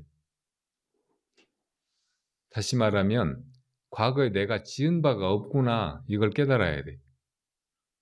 내가 없으면 내가 뭘 하겠어요? 과거에 내가 뭔가를 한 것 같아도 이게 내 착각이지 사실은 인연이 그렇게 벌어져서 내가 그렇게 한 거예요. 우리가 뭐 예를 들어 개가 지나가다가 밥그릇을 깨버렸다 그러면은 걔 저 나쁜 놈 새끼야 악업을 지었다고 벌 준다고 막 안 그러잖아요. 아 걔니까 내가 거기다 밥그릇 놔둔 게 잘못이지 이렇게 생각하고 걔를 막 탓하고 막 걔의 그런 행동을 죄악시하고 그러지 않잖아요. 걔의 업습이 그 정도밖에 안 되니까 인연 따라서 그런 일이 벌어진 거예요. 걔가 그렇게 하고 싶어서 의도적으로 한 게 아니잖아요. 그러듯이 나도 과거의 무명 때문에 무지 때문에 그렇게 하면 좋을 것 같아서 그렇게 하면 당장 뭐 이익이 나한테 돌아오는 것 같으니까 나중에 올 그 과보를 생각하지 않고 막 그렇게 한 거잖아요. 무명 때문에 그게 벌어진 일이지 내가 일부러 그렇게 하려고 나쁜 의도를 가지고 그런 건 아니라고도 말할 수 있다고. 그러니까 내 책임이 아닌 거예요. 그렇게 보는 거. 이게 이제 무아 그리고 무업 이것을 이렇게 바로 보는 길이에요. 내가 한 것이 없는 거예요. 죄가 없는 거예요. 그리고 그렇게 한 자아라든지 마음이라든지 이것도 사실은 비어서 없는 것이라고. 그러니까 과거에 내가 아무것도 잘못한 것이 없는 거예요. 나도 없고 잘못한 것도 사실은 없는 것이라고. 이게 죄망신멸 양구공이라고. 그렇게 된 것이 진짜 참회라고. 그러니까 이게 반야바라밀처럼 지혜의 눈으로 그렇게 보기만 하면 되는 것이지 막 내가 무슨 과보를 받고 벌을 받고 막 머리를 막 땅바닥에 찌면서 막 빌고 해가지고 되는 게 아니라고. 근데 어떤 때는 이제 이런 거를 이참이라고 해. 이치로 밝은 지혜로 바로 봐서 죄도 없고 업도 없고 자아도 없고 하다는 것을 통찰해가지고 그냥 죄업에서 혹은 그 과보에서 벗어나 버리는 거. 근데 그 이참의 반대말이 사참. 실제로 한번 지어놓은 것은 그 결과를 받게 마련이거든요. 누구든지 다 인과응보를 벗어날 수가 없고 자작자수해야 된다. 자기가 지은 건 자기가 받아야 돼. 근데 부처님의 지혜로 이치로 볼 때 그게 없는 거지. 실제로는 그걸 받아야 되는 거예요. 부처님이라고 해도 깨달은 사람도. 그러니까 부처님도 먼 과거생에 어린 아이였는데 그 마을 앞에 물이 가뭄에 다 말라가지고 속에 물고기들이 막 다 드러나가지고 팔짝팔짝 하는 거예요. 그러니까 부처님이 애기니까 가서 막대기 갔다가 어떤 물고기 머리를 7번을 때렸다고. 3번인가? 근데 그 과보로 이번 생에 부처님이 됐는데도 마지막 생인데도 머리가 3일인가 일주일인가 아프신 거예요. 그렇게 과보가 분명하고 부처님이라고 피할 수가 없는 거예요. 실제로는. 근데 부처님은 밝은 지혜로 보니까 그렇게 한 것도 없고 그렇게 한 과거의 자기도 없고 그걸 받을 자아도 없고 그렇다는 걸 훤히 아니까 그런 과보가 있어도 없는 것이지. 그게 이제 그런 인과에서 벗어난 것이라고. 이치로 보면 그래요. 근데 남들이 보기에는 실제로 이게 세상 일이 이렇게 벌어지고 있다고 보는 다른 사람들 시선으로 볼 때는 부처님이 머리가 3일이나 일주일 동안 아프신 거예요. 그럼 이걸 피하려면 어떻게 해야 되냐? 사참까지 해야 되는 거예요. 사참은 어떻게 하느냐? 과거에 내가 예를 들어 이제 물고기를 때려가지고 그 과보를 받아야 된다. 그러면 이제 물고기를 방생을 하는 거예요. 죽게 된 물고기를. 그런 식으로 실제로 선업을 쌓아가지고 과거의 악업을 소멸시키는 것. 이것이 사참이라고. 그러니까 자기가 가난하다. 근데 이 가난이 과거에 대해 탐심, 욕심 부리고 남의 것도 막 함부로 훔치고 빼앗고 막 그런 것 때문에 온 과보라면 내가 지금은 이걸 소멸시키려면 남들한테 베푸는 거예요. 가진 것도 다 남들한테 나눠주고 누가 달라고 하면 다 주고 나한테 뭐가 부족해도 더 잘 쓸 수 있는 사람이 있으면 기꺼이 내어주고 이렇게 하면은 과거에 내가 인색해서 악업을 지어가지고 지금 이 가난한 과보를 받게 되는데 이것을 벗어나게 된다고. 그러면 이제 부자가 되는 거예요. 저절로. 이게 사참이라고. 그러니까 사참은 선업을 쌓아서 악업을 소멸시키는 거예요. 근데 또 좋은 사참이 뭐냐면 부처님한테 귀의하는 거예요. 부처님한테 가서 참여하고 또 지혜로운 분, 수행한 사람들한테 그 지혜의 힘으로, 수행의 힘으로 내가 잘못한 것을 깨우쳐 주시도록 그렇게 청하는 거예요. 그렇죠. 목련존자가 자기 어머니가 악업을 많이 지어가지고 지옥에 떨어져 있었잖아요. 근데 그 어머니를 아무리 목련존자 자신의 수행력으로, 신통력으로 건지려고 해도 안 되는 거예요. 그러니까 부처님한테 말씀을 드리니까 부처님이 한철 내내 열심히 수행한 수행자들의 힘을 빌어가지고 그 수행자들이 천도해 주기를 부탁하면은 그렇게 천도가 될 수 있다고 하신다고. 그 수행자들에게 목련존자가 부탁해서 그 수행자의 힘에 의해서 그렇게 제도하는 거잖아요. 그러니까 부처님한테는 그런 힘이 있다고. 수행한 사람들에게는 일정한 수행력이 있어요. 그러니까 거기 의지해서 내 사참을 또 할 수가 있는 거예요. 그러니까 우리가 절에 와서 이제 승가에 혹은 스님들한테 특히 이제 큰 스님들이나 부처님께 공양을 올리는 거 이런 것도 다 참회가 된다고. 사참이 돼요. 그 자체가 많은 공덕을 쌓는 일이 돼. 그래서 그 선업의 공덕으로 이제 과거에 내가 지은 악업의 그 업보를 벗어나는 거죠. 그렇게 할 수 있어요, 사참.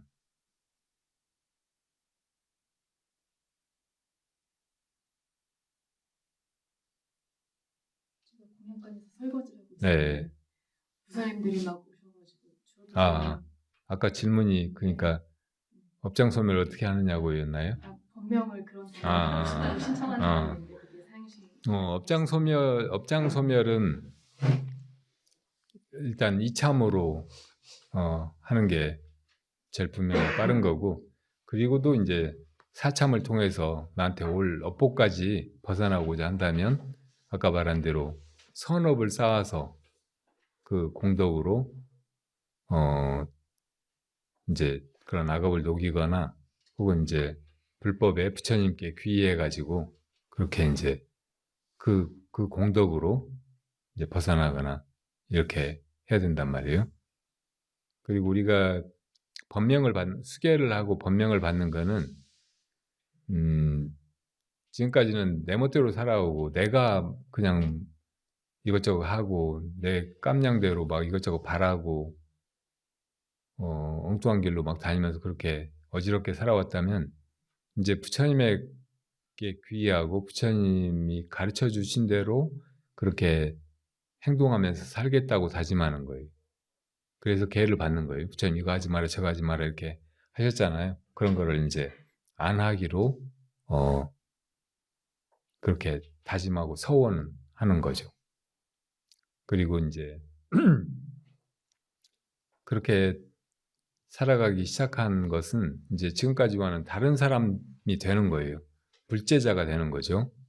그리고 불제자가 나중에 수행 끝에 부처님이 된다고. 그래서 우리가 받는 법명을 불명이라고 해요. 불명. 다른 말로. 그러니까 내가 미래에 언젠가는 부처님이 될 텐데 그 부처님의 이름을 내가 받는 거예요. 지금. 그러니까 지금 내가 받는 법명 보면은 어마어마하게 크거나 나한테는 어울리지 않게 너무 멋지거나 근사하거나 자연 그대로이거나 막 그런단 말이에요. 그 어떤 사람들은 이 법명이 너무 커서 제가 감당하기가 그렇다고 나 이 이름 안 받는다고 막 하는 사람들도 있어요. 근데 모든 부처님 이름은 다 커요. 그러니까 그걸 그냥 받아들여야 돼. 그리고 그렇게 받아들일 마음을 내는 거, 이것이 내 처지가 이러니까 내가 아직 그럴 깜냥이 아니니까 못 받겠다 이렇게 하는 것보다 그걸 정말 그래도 감사하게 받아들이는 거, 이것이 이제 큰 믿음 있는 사람이고 불제자가 될 자격 있는 사람이라고. 그리고 어떤 사람은 나 그런 계율 다 못 지킬 것 같은데 안 받겠다고 그런 사람들이 또 많이 있다고요. 근데 그런 계율을 받는 것만 해도 설령 다 못 지킨다고 해도 불제자로서 좋은 출발이 되고 결국은 그렇게 지킬 수 있게 되어가는 거예요. 그걸 안 받으면 기준이 없어. 그래가지고 막 그냥 마음대로 하게 되잖아요. 불살생 이런 계율을 받았다 그러면 아이 파리도 못 죽이고 모기도 못 때리잡고 막 그러는데 이거 불편해서 어떻게 살아? 그렇게 생각할지 모르지만 그렇게 받아놓고도 가끔은 파리도 죽이고 모기도 죽이고 그러시라도 아 이거 아닌데 부처님이 하지 말라고 하셨는데 이런 생각이 있으니까 나중에는 이제 진짜로 안 죽이고 그렇게 실천할 수 있게 된다고.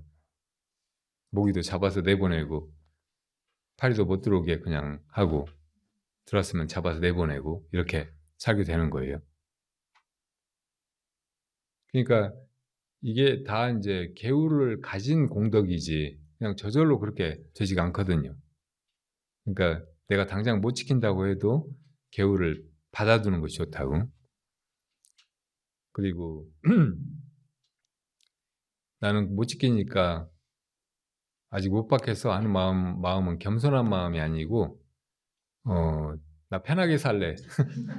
나 아무렇게나 그냥 내 식으로 살래. 이런 오만이고 이기심이라고. 그러니까 부처님이 우리한테 계율을 주신 것도 우리를 괜히 억압하고 그냥 당신이 굴림해가지고 우리를 마음대로 하려고 그러시는 게 아니고 우리를 다 해탈의 길로 열반의 길로 우리가 제일 좋은 상태로 이끌어 가려고 그렇게 하려면 이렇게 살아가고 이런 업을 쌓아가고 해야 된다고 그걸 가르치신 거예요. 그러니까 이게 얼마나 감사한 거예요. 그러니까 이걸 자발적으로 진심으로 받아들여 가지고 이걸 지켜가려고 하고 또 이제 그렇게 수계를 해야 된다고. 그리고 계율은 이게 꽉 막혀 있는 게 아니에요. 여기 벽으로 뚫고 나가려고 하면 못 나가지만 문이 있으면 문을 열고 나가고 들어오고 할 수 있잖아요. 내가 주인인 거라고. 이걸 개차법이라고 해. 열고 닫는다 그런 말이에요. 계율은 다 개차법이라고. 그러니까 어떤 정말 이렇게 중요한 상황에서 이 계율을 깨뜨려야만 더 큰 목적을, 더 좋은 목적을 이룰 수가 있다. 그럴 때는 깨뜨릴 수도 있는 거예요. 거짓말 해가지고 이 사람을 곤란에 빠지지 않고 더 크게 도움이 되게 할 수 있으면 거짓말도 할 수 있어야 된다고. 거짓말하지 말라 이 계율이 있으니까 나는 절대 거짓말 안 하고 그냥 사실대로만 말하겠다 하고 사실대로 얘기해버리면 계율은 지켰을지 모르지만 아주 좋지 않은 결과를 나와 다른 사람이 다 감당해야 되잖아요. 그건 어리석은 거라고. 계율의 기본적인 정신을 잘 모르는 거예요. 이 문을 필요하면 열듯이 밖에서 좋지 않은 거라든지 나쁜 사람이라든지 들어오지 못하게 하려고 이 문에다가 이 잠금 장치까지 만들어 놓은 거잖아요. 그러니까 그럴 때 할 때는 딱 닫아야 돼. 근데 내가 나가려고 할 때 이게 잠겨 있어가지고 이 벽처럼 돼버렸다면 이게 누구한테 도움이 돼요? 그러니까 그럴 때는 열 수 있어야 된다고. 그렇게 내가 주인이 돼가지고 어떤 때는 계율을 지키기도 하고 어떤 때는 파하기도 하고 이렇게 할 수 있는 게 계율이라고. 그러니까 그런 걸 알고 보면 이 계율을 내가 못 지키니까 안 받는다 이렇게 할 이유가 하나도 없어요. 그러니까 무조건 받는 것이 좋다고.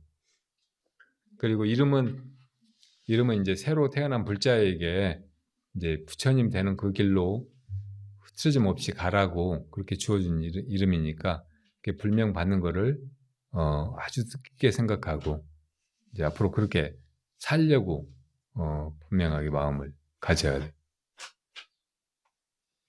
정말 좋은 일이에요. 이 세상에서 태어나가지고 제일 잘한 일이 될지도 몰라요. 예. 아스님께 여쭈고 싶은 거는 좀 전에 천수경을 말씀하셔서 제가 평소에 갖고 있던 의문이 퍼뜩 생각나서 요번 기회에 질문 드리고 싶은 건데요. 그 개경계 네. 무상심심이묘법으로 시작하는 그게 측천무후가 만들었다고 하는데 개근계를 스님 나는 몰랐어요. 네. 참 모르는 게 되게 많아요. 그런데 측천무가 물론 그 많은 스님들과 뭐 불사도 하고 스님들을 후원했지만 네. 역사적으로는 동시에 또 살인 뭐 등 끔찍한 일도 많이 행했는데 어떻게 천수경의 개경계로 쓰게 됐는지 그게 의문이었어요. 저도 잘 모르겠네요. 근데 그 근데 자료를 우리가 살면서 선한 사람은 선언만 짓고 살고 악한 사람은 악업만 짓고 살고 그렇게 딱 이분법적으로 나눠지지 않잖아요.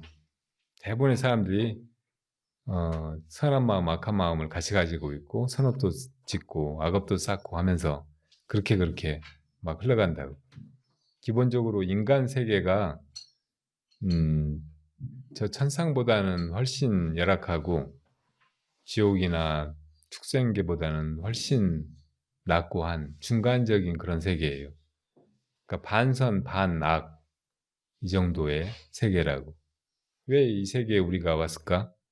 과거에 선업도 쌓고 악업도 쌓고 그래서 이렇게 사람으로 태어난 거예요. 그러니까 고생도 하고 여기서 여러 가지 즐거움이라든지 삶의 행복도 누리고 그러는 거예요. 정도의 차이가 있을 뿐이지 대부분 사람들은 다 그렇다고요. 그러니까 측천무도 여러 가지 악업도 지었겠지만 또 이제 불심이 있었고 여러 가지 불사들을 많이 했고 그러니까 그런 자리에 오른 것만 해도 과거에 불련이 있어가지고 그랬겠죠.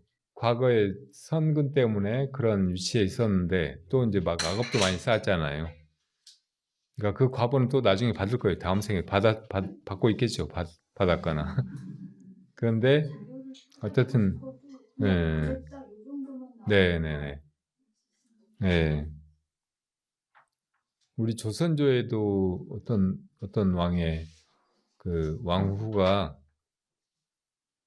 이름을 잊어버렸는데 별로 좋지 않은 일도 많이 했는데 정치적으로 야심으로. 근데 이제 박해받던 그 조선조 불교에 굉장히 좋은 일도 많이 했어요. 그런 사람들이 더러 있어요. 그러니까 선업은 선업대로, 악업은 악업대로 다 이제 그런 과보가 따르겠죠. 축천무는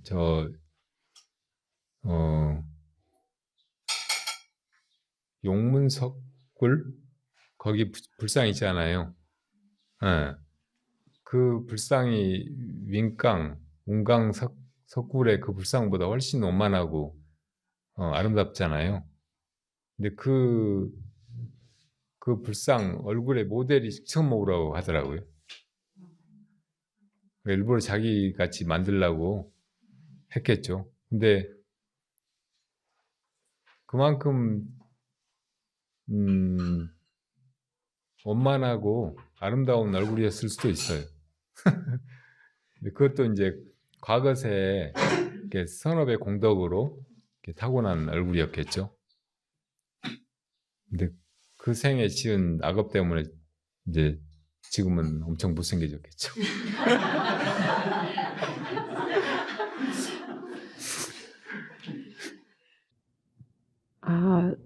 우선 여기까지 이렇게 와서 이런 좋은 인연들을 만날 수 있는 기회가 돼서 너무 감사하게 생각하고요. 오늘이 10월 29일이죠. 그래서 아침에 눈을 떴는데 그 작년에 일어났던 일들에 대해서 그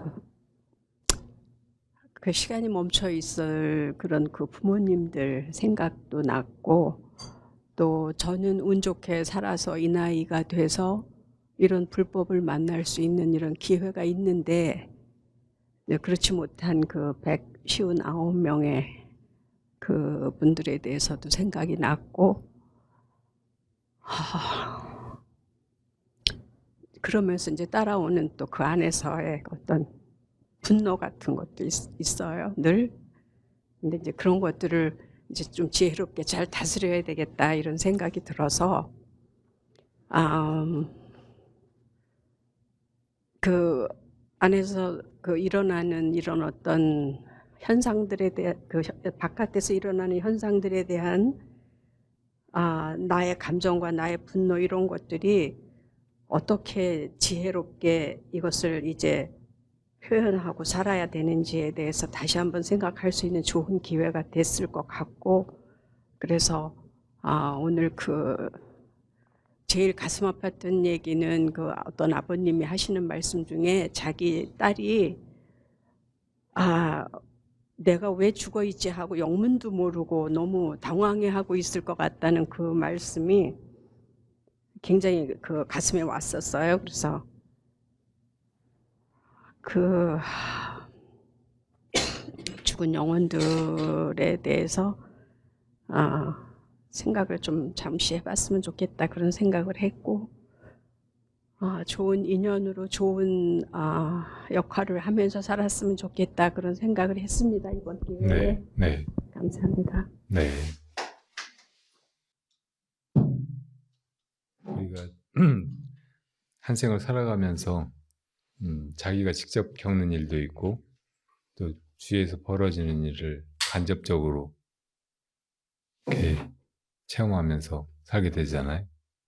어떤 때는 자기 일 때문에 힘들고 아프고 하지만 어떤 때는 주위에서 벌어지는 일 때문에 더 암흑하고 더 아프고, 또 그런 일이 그냥 뭐 우연히 혹은 이 생로병사가 원래 그런 거니까 당연히 이렇게 벌어진 일이 아니고 어떤 사람들의 잘못이나 혹은 이 국가의 시스템 뭐 이런 것이 잘못돼서 문제가 있어서 우리 정치가 잘못 흘러와서 집권자들이나 정부 기관의 책임자들이 잘못해가지고 그렇게 억울한 희생자들이 생기고 우리 현대 대한민국의 부끄러운 그런 참사가 벌어졌다는 생각이 들면 화가 나고 그런 분노를 어떻게 사기가 힘들죠. 그런데 우리가 이제 어떤 정치적인 판단이나 선택을 하고 할 때, 그럴 때 이제 이렇게 이기적인 마음보다는 이렇게 모두를 위한 마음, 자리이타의 마음으로 지혜롭게 그렇게 할 만한 사람, 일할 만한 사람, 그런 자리를 감당할 만한 사람을 잘 선택하는 거, 이게 아주 필요한 것 같고, 거기에는 이제 그 이성이라든지 이것저것 정보를 잘 챙겨보고, 그래서 이렇게 정당하게, 의롭게 그렇게 판단하고 투표하고 하는 그런 합리적인 마음이 아주 중요하겠죠. 근데 어떤 때는 이 역사가 이성에 의해서 이렇게 합리적인 방향으로만 흘러오지 않고 사람들의 탐욕이라든지 혹은 좋지 않은 그런 제도 질서 때문에 사람들이 거기에 억압당하고 수많은 피해를 당하고 막 해온 것이 또 대부분 역사에 항상 있었던 일이라서, 그래서 이제 대중, 민중, 국민들이 어떤 때는 그런 걸 바로잡기 위해서 항거하고 싸우고, 그래서 국민의 권익이나 민주주의를 지키고 이렇게 발전해 왔잖아요. 그러니까 그럴 때는 이 대중의 분노, 이게 큰 역할을 해요. 그냥 합리적인 요구보다도. 그래서 그런 적절한 타이밍이 오면은 그런 분노를 그냥 억누르고 있거나 혹은 애써 그냥 없애려고만 하기보다는 정당하게 요구하고 나가서 싸우고 그 분노의 힘을 이용해서 불가능해 보이던 저 폭력을 무너뜨려야 된다고.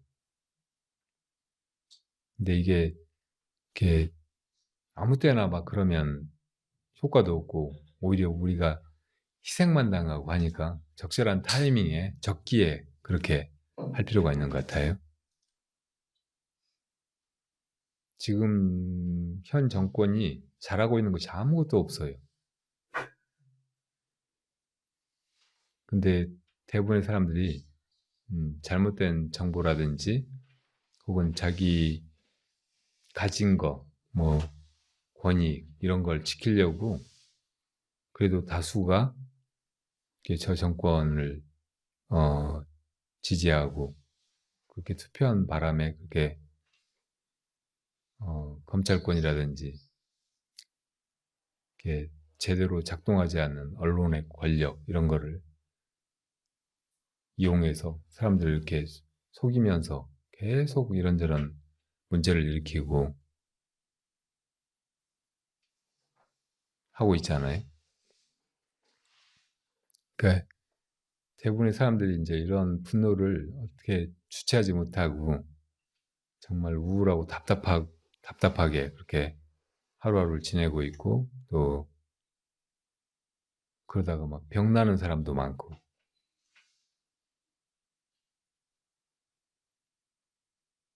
근데 이 정권이 들어서고 지금 이렇게 해나가는 거, 이런 거를 정말 이렇게 뼈저리게 우리 정치권이나 혹은 각계각층에 있는 사람들, 국민 모두가 반성할 필요가 있다는 생각이 들어요. 그래서 앞으로는 이렇게 투표하고 이런 정치적인 행동을 하고 이런 정치적인 소견을 함부로 가져서는 안 되겠다. 좀 더 잘 알아보고 그리고 바르게 의롭게 이기적이기만 한 것이 아니고 모두에게 도움이 되게 그렇게 앞으로는 행동하고 살아야 되겠다. 이렇게 마음을 먹었으면 좋겠어요. 그 때가 이때다 싶으면은 빨리 뒤집어야지. 이렇게 계속 살면 되겠어요.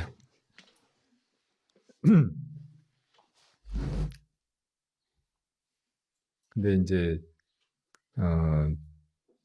자기 안에 일어나는 분노나 불만의 느낌 이런 거를 또 이제 뭐 이런저런 상황 때문에 저 세력들 때문에 그렇다라고만 생각하고 이걸 조절하지 못하고 여기 계속 시달리고 있으면 이것도 바보 같은 일이고 불자다운 방법이 아니에요. 그러니까 이거는 이것대로 내가 다스려야 된다고. 내가 주인이 되어서 그냥 이걸 억압하거나 모른 채 하거나 그냥 없애려고만 하는 게 아니고 이것의 주인이 돼야 돼. 아까 이제 정말 적기에 이 좋지 않은 정치를 바꾸려면 사람들이 그때 이제 저항하고 싸워야 된다고 했잖아요. 근데 그때 이용할 수 있는 이 분노의 힘, 이거를 내가 주인이 돼가지고 이걸 조절할 수 있어야 돼. 그러니까 이 분노에 그냥 빠져들고 거기에 휩쓸려가지고 내가 피해를 당하는 게 아니고 내가 주인이 되어서 이걸 적절할 때 쓸 수 있어야 된다고.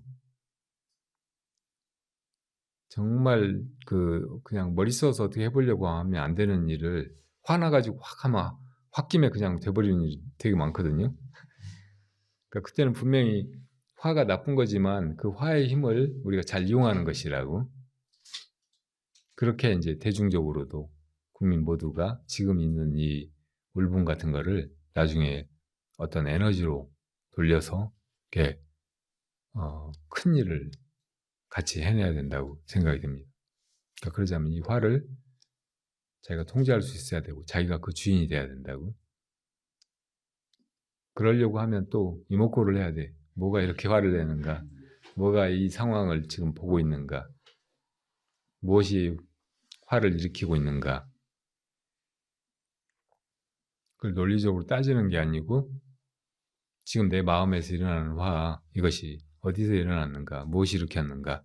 이렇게 묻는 거예요. 묻다 보면 자기가 그 주인이 돼. 그 화는 화대로 나를 지배하거나 괴롭히지 못하고 그렇게 해가야 돼.